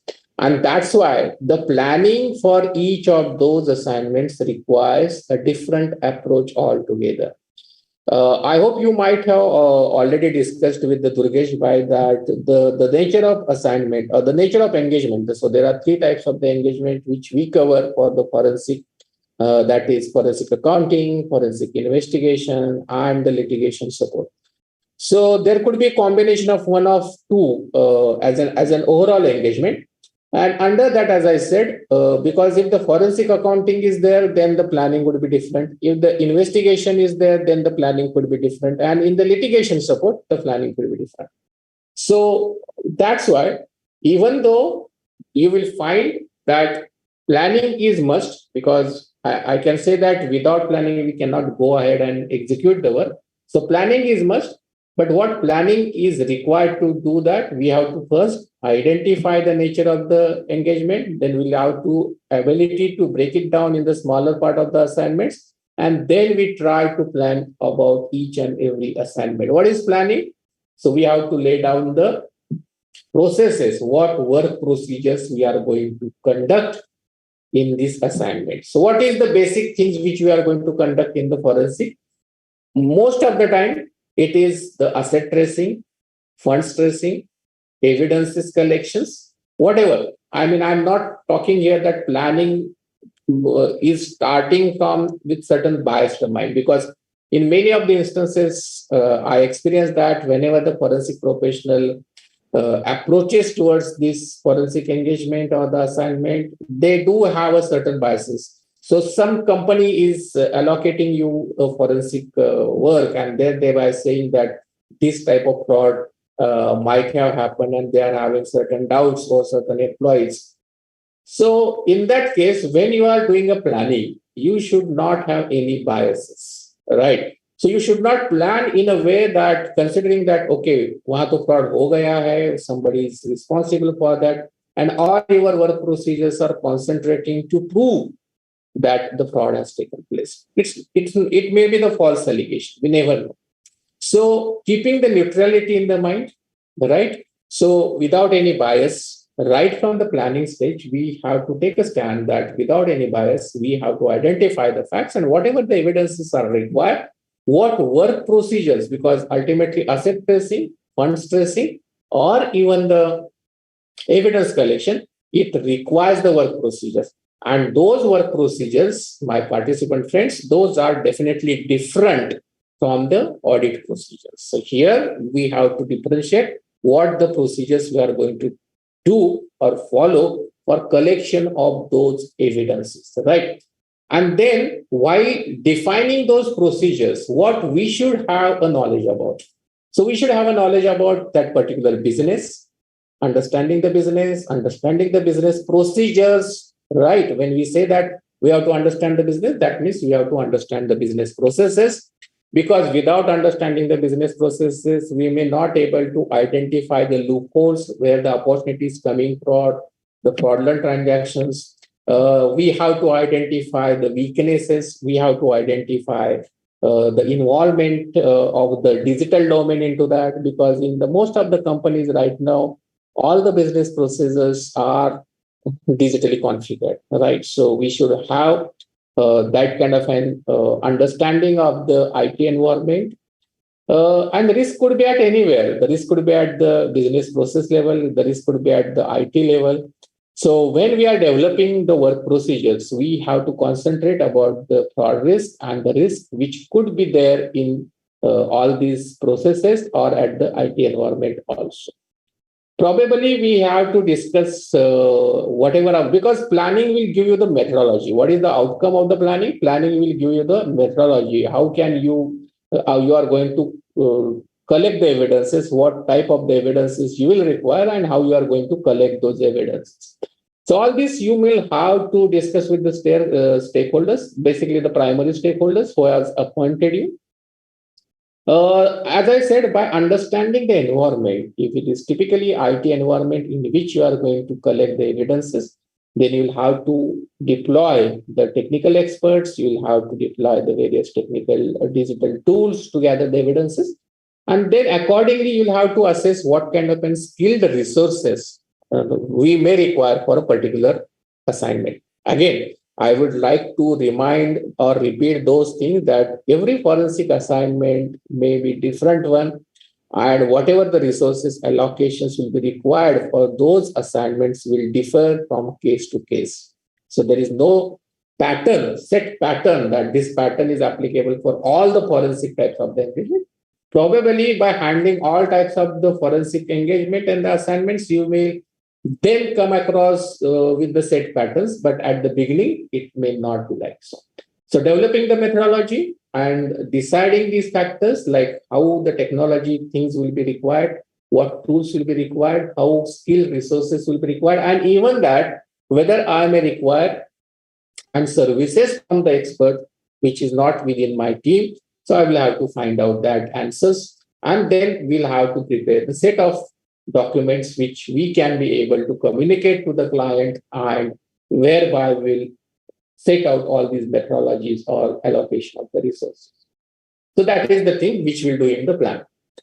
The next standard, 320. This is very, very important one, because ultimately what we are going to collect, forensic is all about the collection of the evidences. But what type of an evidences? Because we all know as a chartered accountant, we are collecting evidences in the audit also. But the difference between the audit evidences and the forensic related work evidences is that in the forensic, the trace is that the evidences are required to be acceptable to the court of law, right? And that is the differentiating point. And that's why even though evidence is gathering, the procedure itself will be typically different from those which we are going to apply in the audit. To give an example, suppose I want to confirm the bank balance, which is there in my asset side of the balance sheet. What I do, I normally rely, if I'm doing the audit, what I do, I rely on the, the printouts generated from the internet site of that particular bank, which shows me the outstanding balance at that particular period. And I rely that because I accept that as an audit evidence, because in this case, the auditor has to satisfy himself, right? So by obtaining this confirmation or the statement which is generated from the internet bank site, he can satisfy himself. But in the case of forensic, now here, what is the acceptability? This needs to be acceptable to the court of law. And the court of law will accept as if the evidences are submitted, are collected as per the provisions of the Indian Evidence Act. So even how we are collecting the evidences, and that's why if you see the first point, it talks about evidences needs to be collected from the reliable sources, right? So even our procedures by which we are going to collect or gather the evidences that procedures will definitely have certain meanings, and that will be also under certain testing if we are not following certain procedure. Because again, to give an example, let's say that we need an evidence in the form of public document. Now here, public document means what? Public document does not mean here by the document which is available publicly in open domain. That is not the meaning of public document. Public document is the document which is available with the government authorities, right? So I want a land record. So the land recording authority, revenue authority of the government, they may be keeping the record of all those things. And I want that evidences. So what I will have to do? I will have to follow the proper procedures. I may have to apply with that authority. I will have to pay the fees, and I will have to obtain the certified copies. Then only it will be acceptable to the, ultimately it's the decision whether to accept or not. Of course, it is the authority with the court or with the tribunals. But these are the procedures which we have to keep in mind. So how we are collecting the evidences. And second thing, those evidences needs to be relevant. Evidences could be in any form. So evidences could be in the documentary form, like as I mentioned. Evidences could be in the orally. So when we are going to take an interview, in that way also we may get an evidences, or mostly right now, as most of the businesses are following the IT, information technology domain, digital domain, which I call it. So the evidences could be in the electronic form. And when we are going to collect those evidences, as I said, from the public authorities, or even we are going to collect the evidences from the digital domain, then there are certain precautionary measures which we have to be aware about, and then it will become an evidences. This standard also talks about the documentation. What documentation here? So in a shorter way, we can say that the documentation is our procedures, our working papers, right? We maintain the working papers for audit purposes also. Here, we also have to maintain that working papers. And most of the times, the standard has specified what type of a documentation should be there to demonstrate that you are complied with those standards. And the para 5 of the each standard, it defines what kind of an evidence, what kind of a working papers the forensic professional has to maintain. So that documentation part is also mentioned in this 320. So we will collect a lot of documentation. Some of those documents will be eligible because of applying the testing tests which are quoted in the or provided in the Evidence Act. We may apply those tests, and some of those documents will be eligible to be presented in the court of law, on the basis of which we are going to draw our conclusion, which we are going to mention in the report. But some of those documents which we may not going to attach with the report, but those will give us how we have collected the evidences, right? So the procedures, our work methodology, our working papers, by the method by which we are going to collect the evidences. Let's say that we have submitted application to that public authority. Now it will be the part of the documentation. It will not go to the evidence part, right? So this is a working procedure. This isn't related to my working papers. Another thing is that suppose I am using a particular tool to extract the evidences in the digital form, right? So that will become the electronic form. So in that case, the chain of evidence, chain of custody, that is a part of documentation. But participants, my friends, that documentation, that is my working paper, but I have to attach that as a part of my procedure with the evidence, because that does have certain values. So some documentation I may have to share, like the chain of custody or the chain of evidences, but certain other methodology which I have drafted on my working papers, those may not be required. Sometimes if you are going to appear for the testimony before the authorities, they may call about that information. At that time, you may require to share, but basically it's the ownership is with the forensic professional. So what is the differentiating point between the evidences? What is the differentiating point between the evidences and documentation? That has been clearly spelled out in this 320 standard. And as we have also come up with the implementation guide. So when you will read these standards, with this implementation guide, you will get a lot of insight about how we can practically implement, how we can make the compliance of all these standards. Because in the implementation guides, you will find examples by taking the various case scenarios, right? 330 is the next standard. It is now execution part. It is a conducting of a work, right? So in the planning stage, we have defined our methodology. As a part of methodology, now we have defined the work procedures. Work procedures always needs to be determined at the planning stage itself with the scope and objective of the assignment, right? So the scope is well defined at the time of acceptance of the engagement. And also for each part of the assignment, we may have to define the scope, or for each part of the assignment, we may define the objective. So when we are gathering the evidences in the digital domain, what is our objective? So we have to collect the reliable evidences by following the appropriate procedure. So appropriate procedure part, that will be my documentation. Evidences which we have gathered, that could be the part of my evidences which I'm going to attach. So here work procedures means the planned activities, right? So in this case, we have mentioned two phases, the phase 1 and phase 2 procedures. In the phase 1 procedure, what is required? So in the phase 1 procedures, it will be your, most of the time you will be involved in,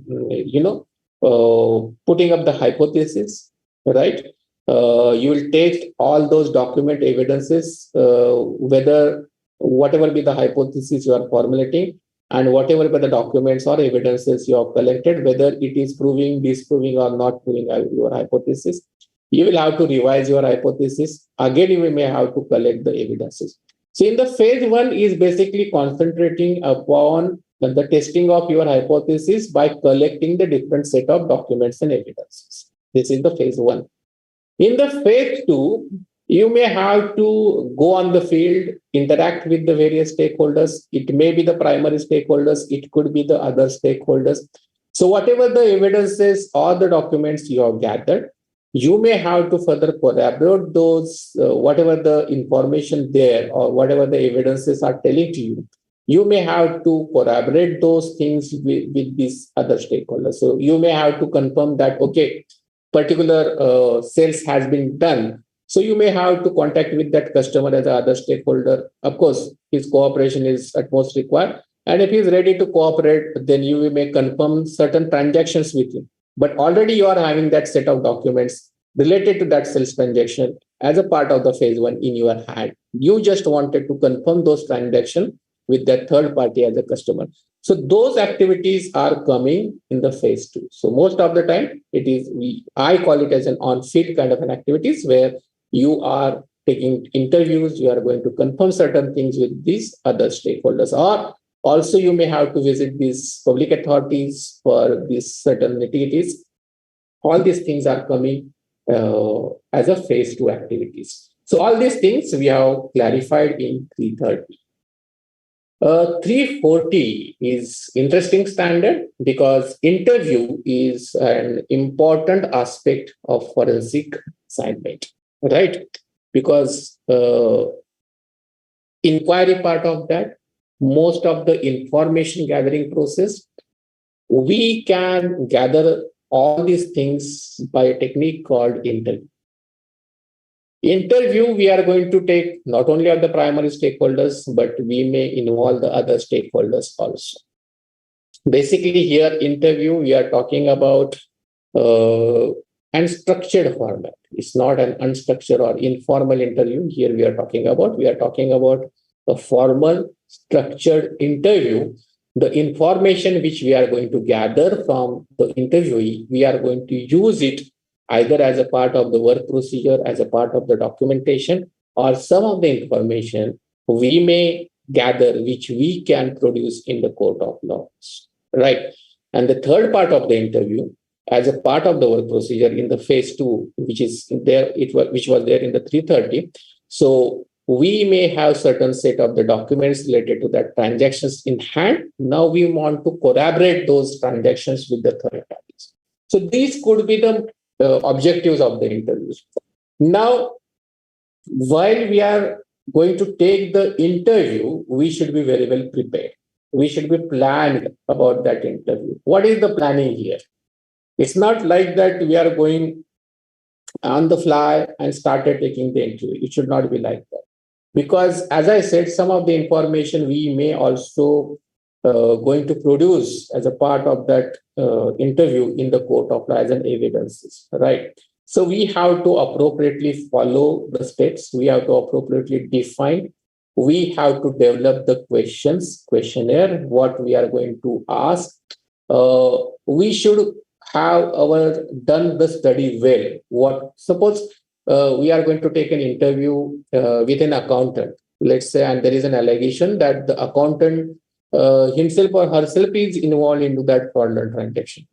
So rather than taking interview first, what I will prefer, I will do my homework well. I will gather the evidences. I will try to gather all the documentary part before. I will study those things, because sometimes the person who is giving the interview, he may try to mislead also. So we should be very careful about that, right?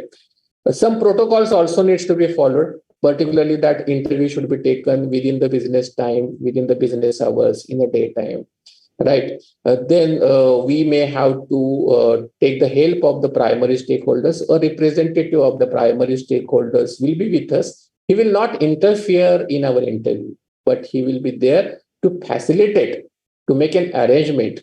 If we are going to, let's say, do a video recording or audio recording, then the atmosphere around that place from where we are going to take the interview, that should be suitable for those kind of a video or audio recording. So that facility all needs to be made available by the primary stakeholders, and we can ask the help. Sometimes a language could be also one of the things which we'll have to take into, because all the languages in India we may not speak. And the person with whom we are going to take the interview, he can speak only the regional languages, which is not very well aware. We are not very well aware about that. So in that case, we may have to take the help of the interpreter also. We may have to define the interview team leader. First, we'll define who is going to take the interview. So we're going to define the interview team, right? Then who is going to ask the question, who is going to record whatever is happening. It may be in the written manner, it may be in the audio recording, in the video recording kind of a thing. And ultimately, we'll have to take the signature of those persons with whom we are taking it. So all these things, if you read these things with the implementation guide, you'll get clarification about how to conduct an interview, how it can be useful to prove or disprove, whatever. I'm not going to take any biased view of only to prove certain fraud or allegation. It may not be, it could be otherwise also, right? And how to keep the confidentiality, because sometimes certain matters which could be very useful, which needs to be collected evidences for, because in the interview we will get a lot of information. We as I said, we may collect a lot of documents before going for the interview, but there could be the possibility that we may come across very new information for which can act as a fraud risk, which can act as a red flag, and for which we'll have to collect the further more evidences. So he will disclose the interview. In the interview, we'll get the information that particular funds was used by a particular employee, and he used for a purchase of a particular property. So that information we may gather from the interview. Now, that is red flag, right? So what that information itself will not become evidences, but we have collected that information. Now it is our role to trace out those properties and how those properties are funded from. Okay, so that money trail or that fund trail could be the evidences, right? But that is getting triggered from my interview. So all these things we have to keep in mind, and that's why there is a very importance to this part of our procedure, that is conducting the interview. The next standard, 350, is review and supervision, right? Forensic is a team effort, basically. So it's not like that only one person will be able to handle the whole assignment or the engagement, right? So it may be the team efforts, and what is required as a part of the team efforts, that the efforts of all the team members, they are targeted towards achieving the objectives of the assignment. Again, I would like to give a cautious note here. Achieving the objectives of the assignment does not mean that going with the bias to only prove the fraud or fraudulent transaction. It is not. The objectives could be to examine, come out with the facts along with the evidences. So don't go with the bias. And also our team members should be aware about these things, that we are not going with certain biases, right? Otherwise, they will again focus on those things which will only prove the fraudulent transaction. It should not happen. They will also have to consider the other facts also. So in the 350 standards, we have divided that in a two part again. As first is the review and the second is the supervision. So as a part of a review, what we are going to do?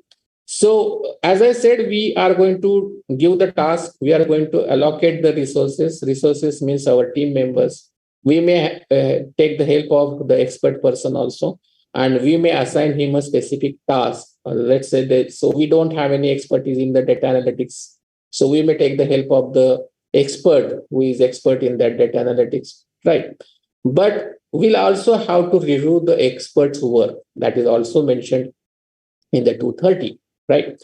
So as a part of the work of expert, what we are going to do as a review? So we'll have to see that he has understood the objectives of the assignment. He is performing the work within the scope. How he is deciding the methodology by which he is going to collect the data. He is going to apply the various formulas.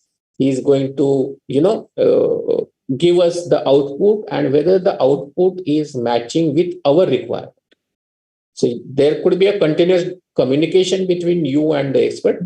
That procedures coming as a part of the review. This is an example. The second example could be like, so we are mostly involved into the gathering of the evidences. And when we say we are gathering the evidences, we will go as a team member also, they will collect with a lot of documentation, right? So they will get a huge amount of documents. But each and every document may not be eligible to submit as an evidence, right? So what will happen? That some of those documents could be the part of our engagement procedures, and some of those documents may not be, useful for the submission as an evidence.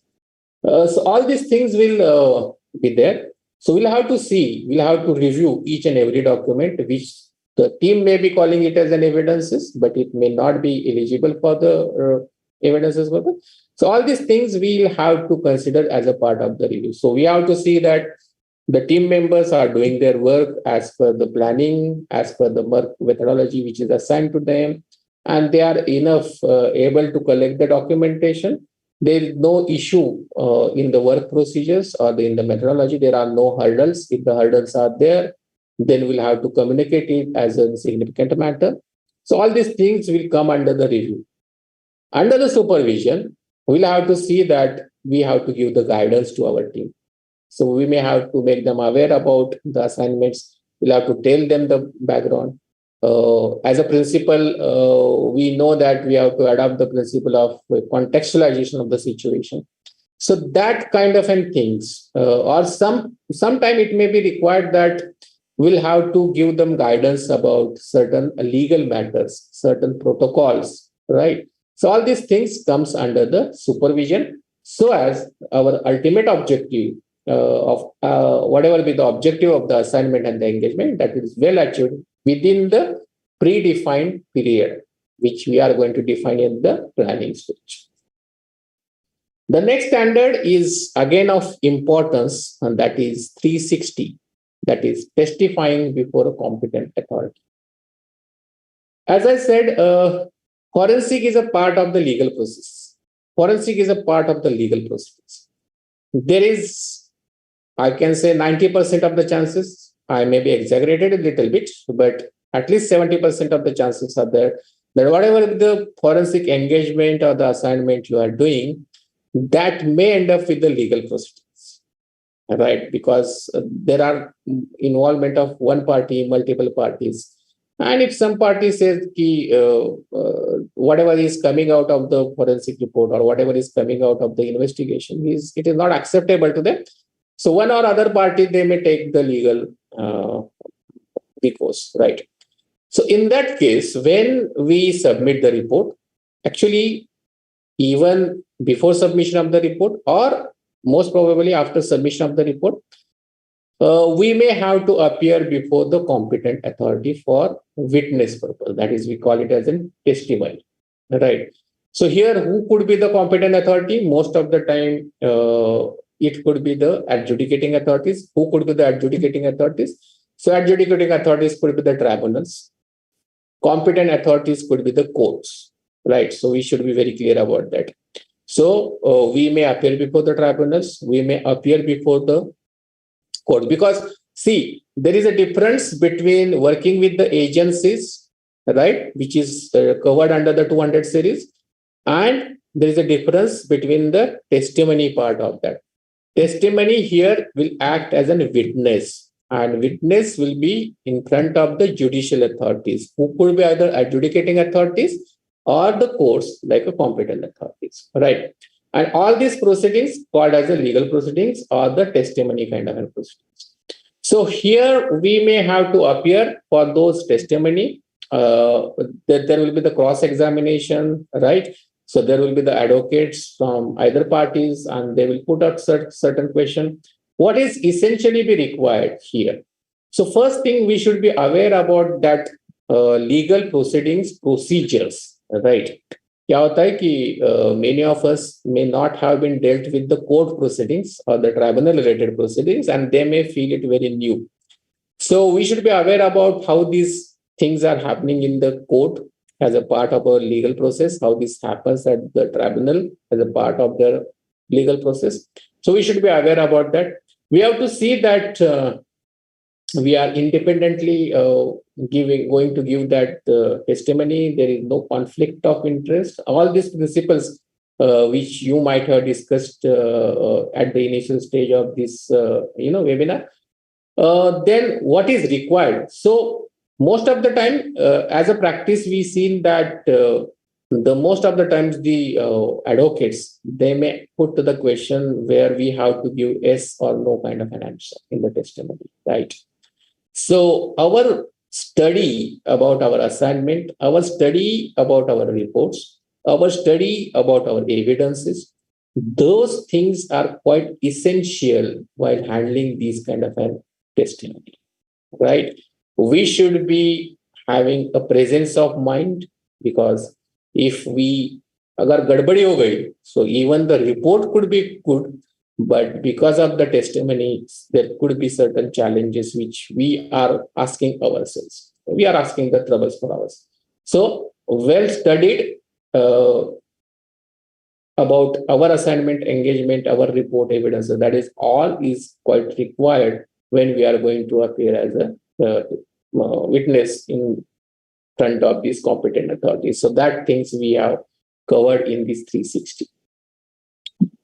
The next series is 400 series, and as the name itself suggests, it is a specialized area, right? And in these specialized areas, there are 3 standards. 410, that is about the data analysis. 420, that is about gathering of the evidences in the digital domain. And most important, that is 430, that standards on the loans or borrowings.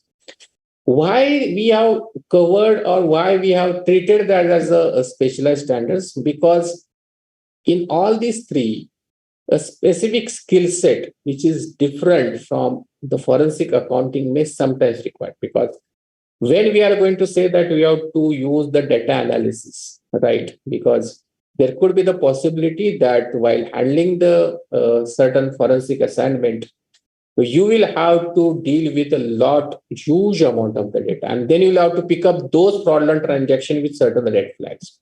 So manually, it's not possible, right? And it will take a lot of man days also. So in that case, you will gather the data from that particular primary stakeholder or maybe from the other stakeholders. And then you will have to apply the data analytics skill set. And then you will have to find out those transactions which could require the further investigation or further inquiry or collection of the evidences. Even for the funds trailing, even for the asset trailing, you will have to deal with a lot of statements. Let's say from the banking side, so you'll collect a lot of banking statements, but you cannot go one by one transaction to trace out those funds trail or asset trail. So there also you'll have to convert those financial statement, bank statement into certain analytical tools, and then you'll have to apply the certain formulas, certain data filters, and then you'll have to come out with those transactions which are very relevant as a part of your asset trail or as a part of your funds trailing. So that requires a specialized skill set. There are a number of tools are available right from the Excel sheet, and even in the Excel sheet there are n number of formulas, right? So we may not be expert in all those formulas or handling the voluminous data for that purposes. So we may require to take the help of the person who is expert in that kind of a system. And that's why, as I said, all these standards are treated as a specialized standards. So the first standard 410, it is talking about the data analysis, right? Those who have completed the FFD course, they may be well aware about how can they do the data analysis. Those who are participating without having any background of the FFD course, they need to understand what is the data analysis. So here we collect a lot of data to discover the patterns, to discover the irregularities, to find out certain suspicious transactions, again, to find out certain asset trails or the fund trails. For that, all the purpose, we may require a set of data. But when we are dealing with the forensic, we exactly should be aware about what the data we require. All right. So when there is a suspicion that certain sales transactions are inflated, so I should be well aware about that. I may require the data related data. I may require the sales transaction related data. If it is a procurement fraud, I may require the inventory data. I may require the purchases related data. Sometimes it will be possible that I may require in both sales and purchase related fraud. I may require even the non-finance data, that is a production related data. So that requirement is a part of decision as a part of the data analysis for what data I require. So that is the first thing. Then I decide now, I require these three data. I will require inventory data, I will require procurement related data, I will require the production related data. Okay, that's fine. Now I have defined what is my requirement. What is the next step? Where is that data? Whether the data is with the laptop, whether the data is there in the computer, desktop, or whether the data is at the server level, then where are the servers? Whether the servers are within the custody of that particular client, or that servers are at the co-location site, or altogether the data is at the cloud environment. So where is that data? And according to that environment, I will decide how to acquire that data, or I will have to discuss the methodology with the primary stakeholders that how I will get the data. Because why this point is specifically important? Because let us say that the data is in the cloud environment, and your primary stakeholders might have entered into the service level agreement where they have stipulated the clause of NDA where they will not share any, they will not going to disclose any data without the permission of the primary stakeholder. So they may require certain permission. Then you will have to define what kind of data you will require, in what format you will require, whether you require in the Excel format, whether you require in the text format, or whatever other formats you may are requiring that data. So all these things are coming under as a part of the data acquisition. Then you'll have to prepare that data ready to analyze. So you'll have to validate unwanted fields, you'll have to remove, right? And then you'll have to validate those data. Okay, this data is now perfectly ready for my data analysis. Again, one more thing. Whatever the data we are getting, we need to ensure that those are integrated with the overall data which is there with the organization, right? So that test is very, very important. Then we have to maintain that data confidentiality. We have to then apply our processes with the hypothesis. right. As I said, whatever be the irregularities we are concentrating upon, let's say that duplication of the invoices, let's say that the sales are there without having any finished goods inventory in our hand. So all these analytical hypotheses we are going to use, and accordingly we'll analyze the data. So all these things are well explained in 410 series as an applying of a data analysis. The next standard is 420. Generally, we call this evidence gathering in the digital domain as a digital forensic, right? But we are not restricted this terminology as a digital forensic, but we are given that a larger perspective that evidence is gathering in the digital. Why it is so? Because typically you will have to deal with the data, or you may have to gather the evidences even in the social media, isn't it? So there is a possibility that the data could be anywhere in the digital domain, not only within the organization, but outside the organizations.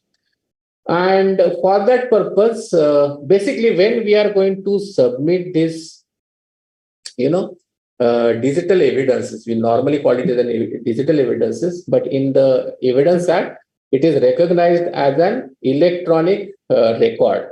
What Indian Evidence Act talks about this digital evidence, they talk it about an electronic records. So there is section 65UB, which has given certain conditions about the reliability and acceptability of those electronic records as an evidence. So there are 4 basic conditions. The first basic conditions is that the computers are used regularly, right? Informations are fed continuously, and then there is no operational difficulty, or there is no major maintenance activities which are disturbing the processing part of that, and the test of reproducibility. So those things are there in the Indian Evidence Act as a provision. But in this 420 standards, then we have given the guidelines that how we can, what needs to be done to gather those electronic records. So first basic thing here, when we are going to start the evidences gathering in the digital domain, we need to understand the overall information system environment, right? Why it is so? Because if we don't understand the IT environment, then we may not able to identify that what data is actually required to be gathered. Sometimes we may gather only transaction-related records as a part of the electronic records. But what about its trails? There could be different audit trails, right? There could be different set of logs. Logs not necessarily related to the transaction logs, because many of the times we see that logs means transaction related logs.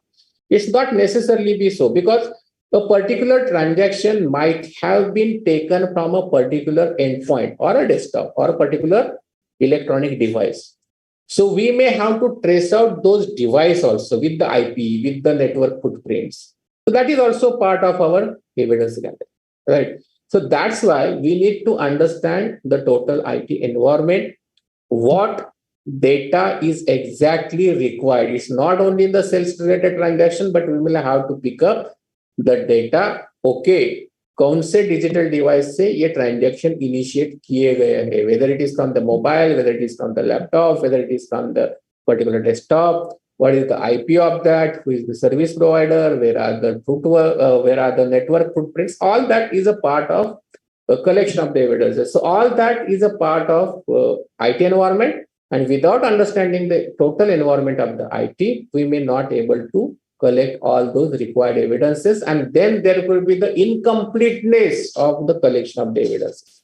What is ultimately required? The completeness of the evidences. So we will try to gather as much possible as evidences which we are going to attach and submit in the legal proceedings. So understanding of that IT system, that is very, very essential. Without that, we may not able to proceed with the collection of the data. Then when we are going to collect the evidences, we may gather through a different set of tools. You can say that digital forensic tools. There are a number of tools for different types of the digital record. So if we want to collect the data from the mobile, then there are different tools. If we want to collect the data from the email, then we may use different tools. So depending from where we are going to collect the evidences, we may select a tool. Sometimes we'll do the image of the hard disk, but while we are doing the image of the hard disk, then we'll have to use that write blocker kind of things. So all these parts are necessarily be kept in mind. An important part while collecting these evidences in the digital domain is, the chain of custody and chain of evidences, because one team may gather that at the crime site, the second team may hand over it to the digital lab, and the third team will analyze those and will present the outcome of that with the chain of. So all these things needs to be maintained in a record that is called as a chain of custody. So that is very essential, and that has been well explained in this digital domain. The next standard is, again, we have included purposefully as a specialized standard loans or borrowings, right? Many of us may be dealing with the banking sector for audit purposes. So they may find that, okay, why that is included as a specialized. So let me tell you, friends, most of the assignments, because in India at least, we can witness that whatever be the frauds which are right now getting up, we are hearing up, all those frauds are mostly related to the loans or borrowing related things. And mostly those are related to the banking or financial sectors. Of course, we are having the opportunity. And there was also need from the various stakeholders. So they were also asking about what exactly needs to be done in the forensic of the loan frauds or the borrowing related frauds. So they wanted a guidance. And that's why we are specifically included as a specialized standard 430 for that purpose. So basically, in this 430 as a loans or borrowings, we have defined the key terms, what is loan, what is borrowing. So basically, it includes all those fund-based and non-fund-based facilities. So it includes the guarantees also, letter of credit also. And not only that, but it goes beyond that. Even the personal level borrowings, unsecured kind of borrowings or loans, all those things are also involved. Also, misutilization of the funds, that term is also defined. Mostly we use outside or generally in the fraud cases as a siphoning of the funds or diversification of the fund, but basically it is a misutilization of the funds. And that because loans and borrowings are typically the contracts, those are the agreements, and anybody who is taking the loans or borrowings, obtaining the loans or borrowing, it is for a specific purpose. And that purpose is readily mentioned in that contract or in the loan agreements. And if those funds are not getting utilized for the purpose which are mentioned in the contract, then there could be certain disputes. So how to discover the evidences, how to gather the evidences about these loans and borrowings, how to understand basically the disputes, because there are different types of the disputes. Indicative list is also given in the standards. So disputes could be like that, as I have first given that the loan amount or the borrowings amount is not utilized as per the contractual terms and conditions, right? So purpose, whatever is mentioned in the loans or borrowings agreement, those are not achieved by using of those funds, right? Sometimes it may be possible that whatever be the assets which are offered as a security, so real estate which is offered as a security, actually that is not owned by the borrower, or even certain Benami properties which could be offered as a securities. So then with other things or other frauds are coming up, then it is coming to the knowledge of the banks or financial institution, okay, the property which we have taken as a security, that is actually the Benami property. And then the provisions of the Benami Transaction Prohibition Act will cover. Or it may be possible that the asset or the security which is offered, that is not at all in existence, right? In many cases, like the stocks are hypothecated, right? Vehicles are also hypothecated. Without the knowledge of the banks or without, in many cases, cash credit accounts, even though the stocks are hypothecated, in particular borrower case, which is turned out as a non-performing asset, and if you visit that borrower's, place, then you will find that there is no stock at all. Where the stock has gone. So actually the security is not in existence. Possibility is also there that the borrower may submit the forged or falsified documents. So it's not the real one. And at the initial level, it may not become knowledgeable to anyone, possibly. But subsequently, when you trace out financial statement, take an example of a financial statement. So in the financial statement, the borrower is showing that the turnover is good, achieving the targets, the profits are there. The borrower is making a good amount of the profits. But actually, when you analyze the financial statements, when there is a suspicious nature of transactions are there in the sales, then it may be possible that the transactions which are there in the financial statement, those are not real one, and the transactions, the financial statements are manipulated one. Similar things are there for the stock statements also. So sometimes stock statements are quoting n number of quantities with the inflated values, and actually, if you see on the place, there is absence of stock. So all these are the nature of the disputes for which the evidences needs to be collected. And all these things are guided in this 430 standard, which we say that it is a specialized set of a standard. The next two series, 500 series and 600 series, right? So basically, 500 series is about an important aspect, that is the reporting of results. What is the outcome of the forensic? Is the forensic report, isn't it?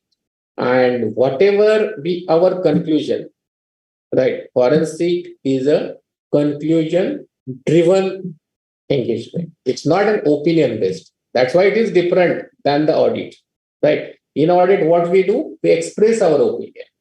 But here, as a principle, also you might have been discussed that we have to keep the fact that is separate from our opinion. We are not here to express the opinion about anything. If we don't get the evidences, then also what we will state, we are not able to collect the evidences. Whatever be the reasons for non-collection of the evidences, that will be report. And that's why we are unable to give any conclusion on that matter. That could be our report. Right? But here we will not, because if we are not getting the evidences and because of on the basis of certain reflex, we are not going to give any opinion about those transactions. So that we have to keep in mind. So that's why there is an importance of the report. What needs to be reported? Basically, as I said, it is a conclusion. And how we can arrive at the conclusion? One simple thing, we have to arrive at the conclusion on the basis of evidences which you are collecting. So conclusion is evidence driven. That is the first point. In the audit, normally, of course, this reporting result, we are talking about the final written report. It may be possible that a progress report may be asked at certain in certain engagement. The primary stakeholder may ask us to give a progress report. Progress report is a part of the communication, is a part of 250 standards. So whatever we have done so far, if the lengthy engagement is there, which is going over a period of, let's say, 2 and 3 months. So every month they expect us to submit, or every fortnight they may expect us to submit the progress report. But that is a part of the communication, right? And that we are going to decide at the initial stages when we are accepting the engagement under 210, right? So we are going to issue the engagement letter and all these things, or 220 standard. Once we decide that we will submit the progress report, that is a communication. So it is not coming under 510.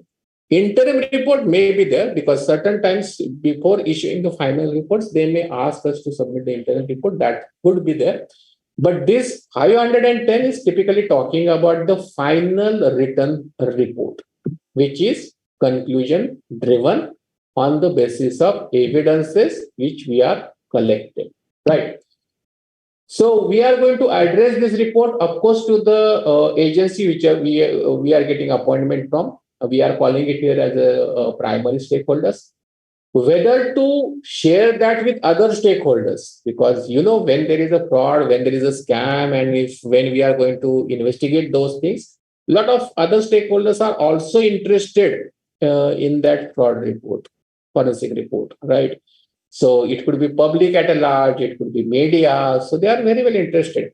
But at the acceptance stage itself, we have to decide to whom we are going to share the report. Basically, we are going to address it to the primary stakeholders.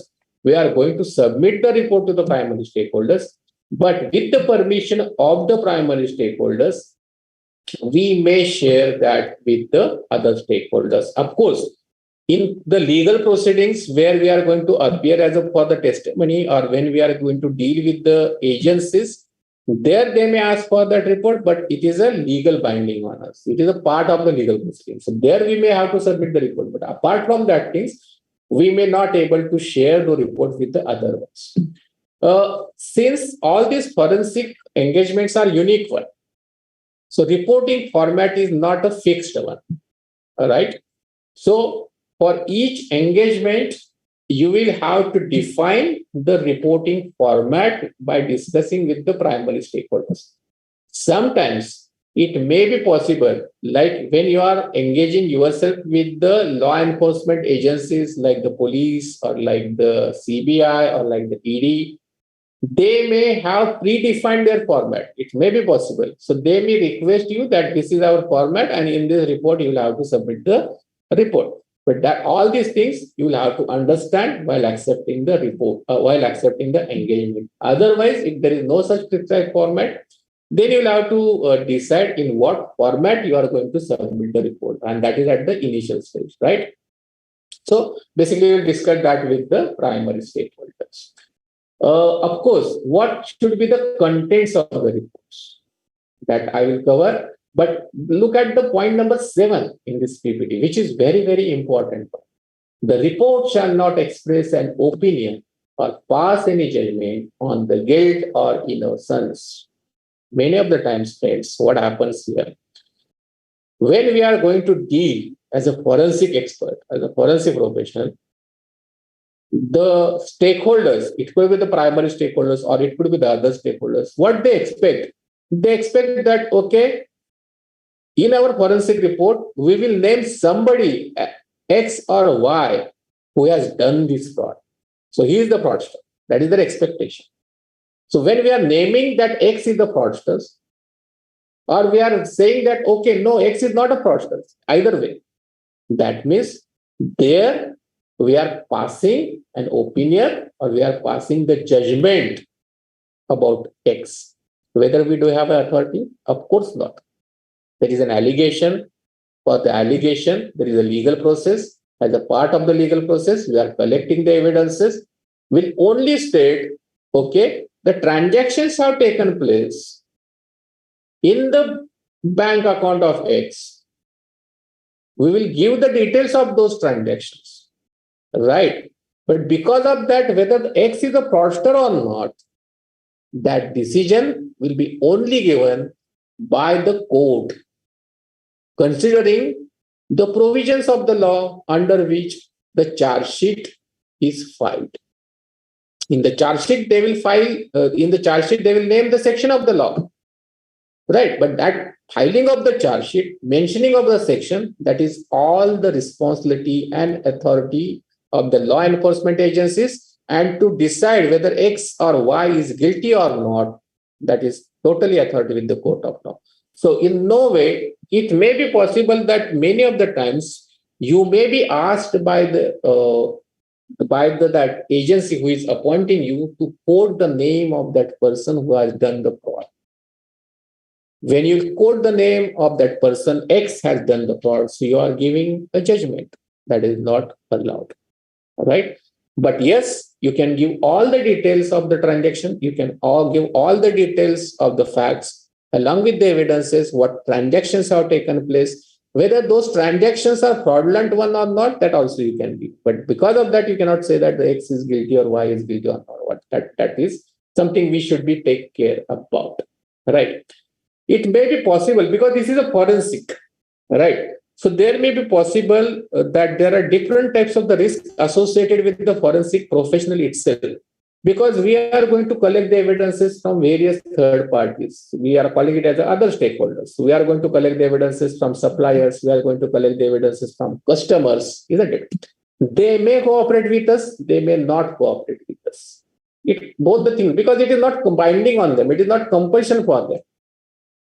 Right. Of course, what the standard 250 says, if any third party, any other stakeholders from whom we have to gather the evidence, if they are not cooperating, then it becomes our responsibility as per 250 to communicate this immediately as a significant matter to our primary stakeholder. Why it is essential? Because that particular third party, they may not be cooperating with us by direct approach of ours, but when we'll communicate to our primary stakeholder, then primary stakeholder will take necessary steps so that that third party will cooperate. Typically, this question comes in case of a loan fraud. So the bank may appoint us as a forensic purpose, and we may have to gather the evidences from the borrower, right? But there is no law under which the borrower is bound, or it is mandatory for the borrower to give that cooperation with us. If it is a police, if it is a CBI, then there is a binding because they do have a legal authority, right? So in such a case, what will happen? The borrower may not cooperate. Borrower will give incomplete information. Borrower will destroy the evidence. That is also possible. Borrower will not hand over the evidences. All these things are possible. So in that case, what the 250 says, standard 250 says that, okay, these things are happening. Okay, well, we are aware about that. Now let us inform that as a significant matter to my bank. Why this is so? Because if I will not inform them, and if we simply report that because of the non-cooperation from the borrower, we are not able to conclude. Okay, fine, that we can do. Ultimately, we are going to do that. But in between that, there is a possibility that bank will take certain actions, bank will do certain things so that the borrower will start cooperating with us. That is also possible, isn't it? So this thing needs to be communicated as a part of standard 250.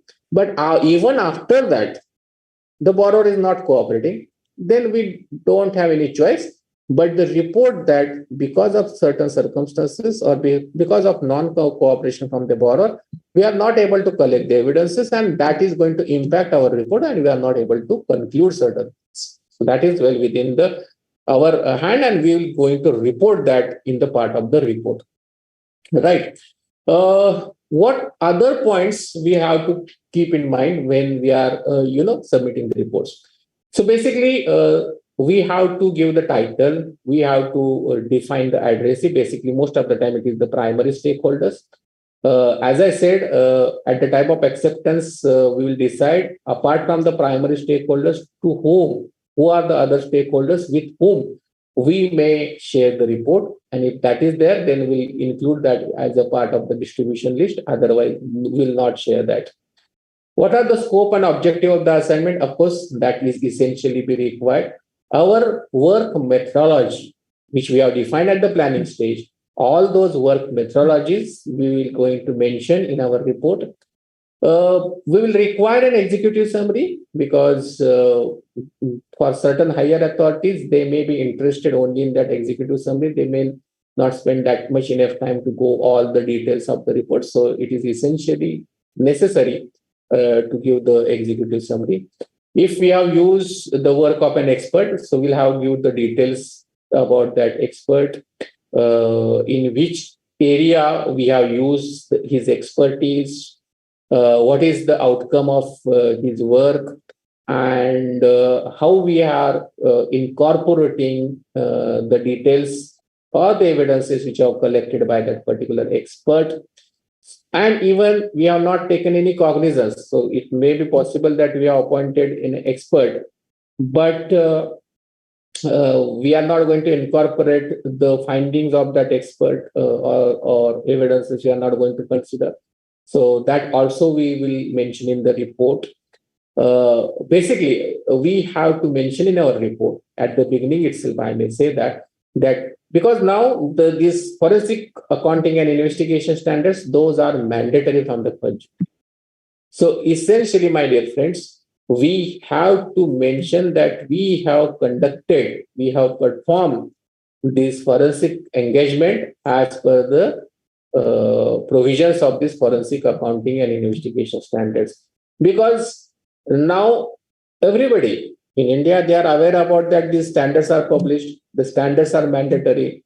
So right now, even you are going to face any legal proceedings. So when you are going to appear before the competent authority, adjudicating authority, or when you are going to appear before these law enforcement agencies to provide the information, they will ask you the first question कि भाई साहब आपने forensic accounting standards का आपने comply किया है. So that will be the question, and you will have to demonstrate that yes, you have done that. How you can demonstrate? You can demonstrate that by keeping the documents which are mentioned in each and every standard. I am again repeating that all those things are mentioned in para number 5. Of course, we are going to give us the findings, right? Findings, conclusions, and that is supported by the evidences. Also, we are going to mention about how we have obtained those evidences and how those are relevant for the matters. In certain cases, it may be possible that we may assume something. Most of the time, I may say that it should not be, but even in certain cases, you are making certain assumption. That assumptions, its impact on our conclusion, all that needs to be clearly elaborated in the report. Any limitation, non-cooperation, limitation, not collection of the evidences, destroying of the evidences. There could be life-threatening situation. All that could be possible. So all these things we are going to mention in the report, and ultimately the conclusion. That is very, very important one. The last standard is quality control.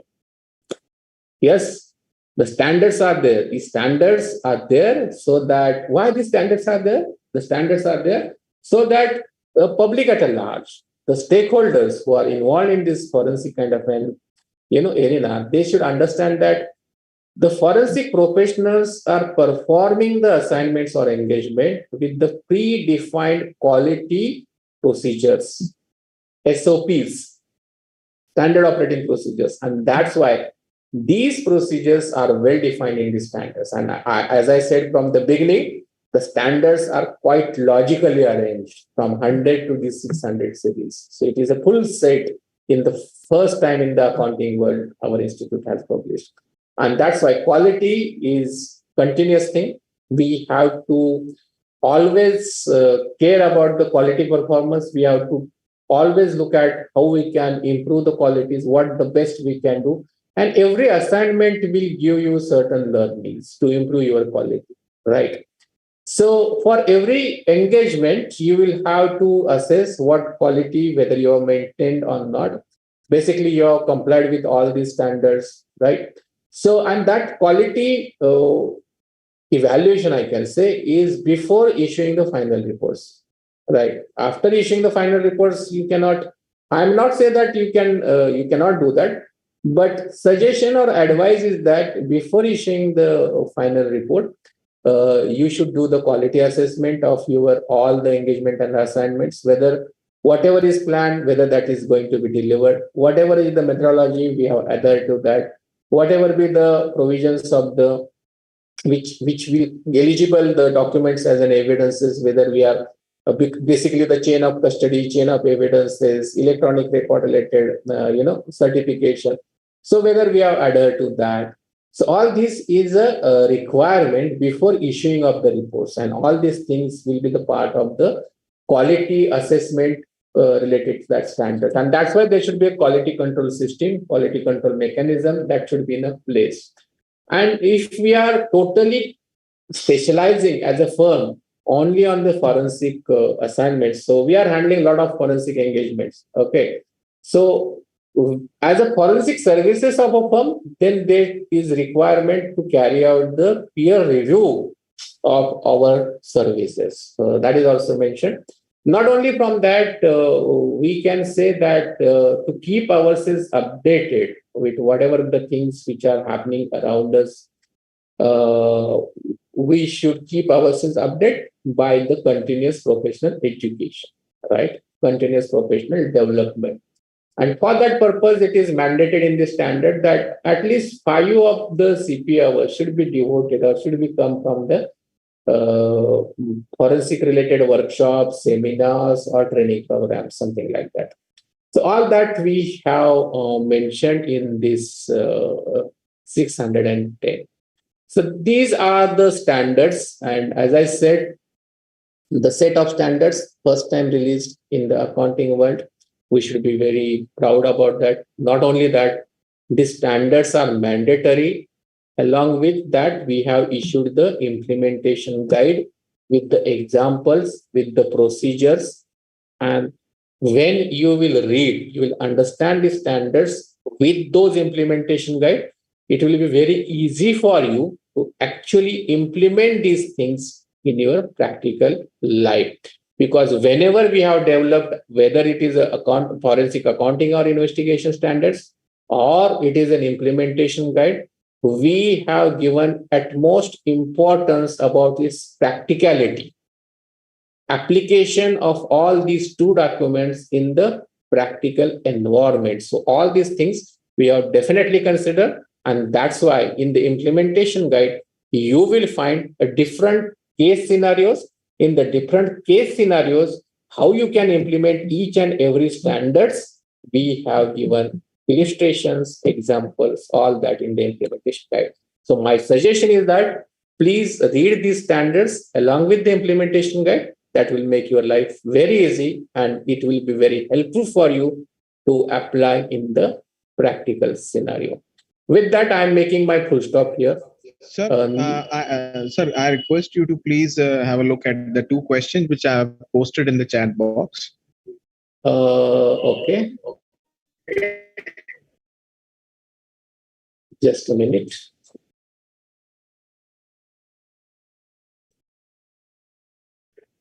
Okay, so the first question, if it is not forensic audit, the first thing we'll have to be very careful about that is that henceforth, the forensic services will not be called as a forensic audit, it will be called as a forensic accounting.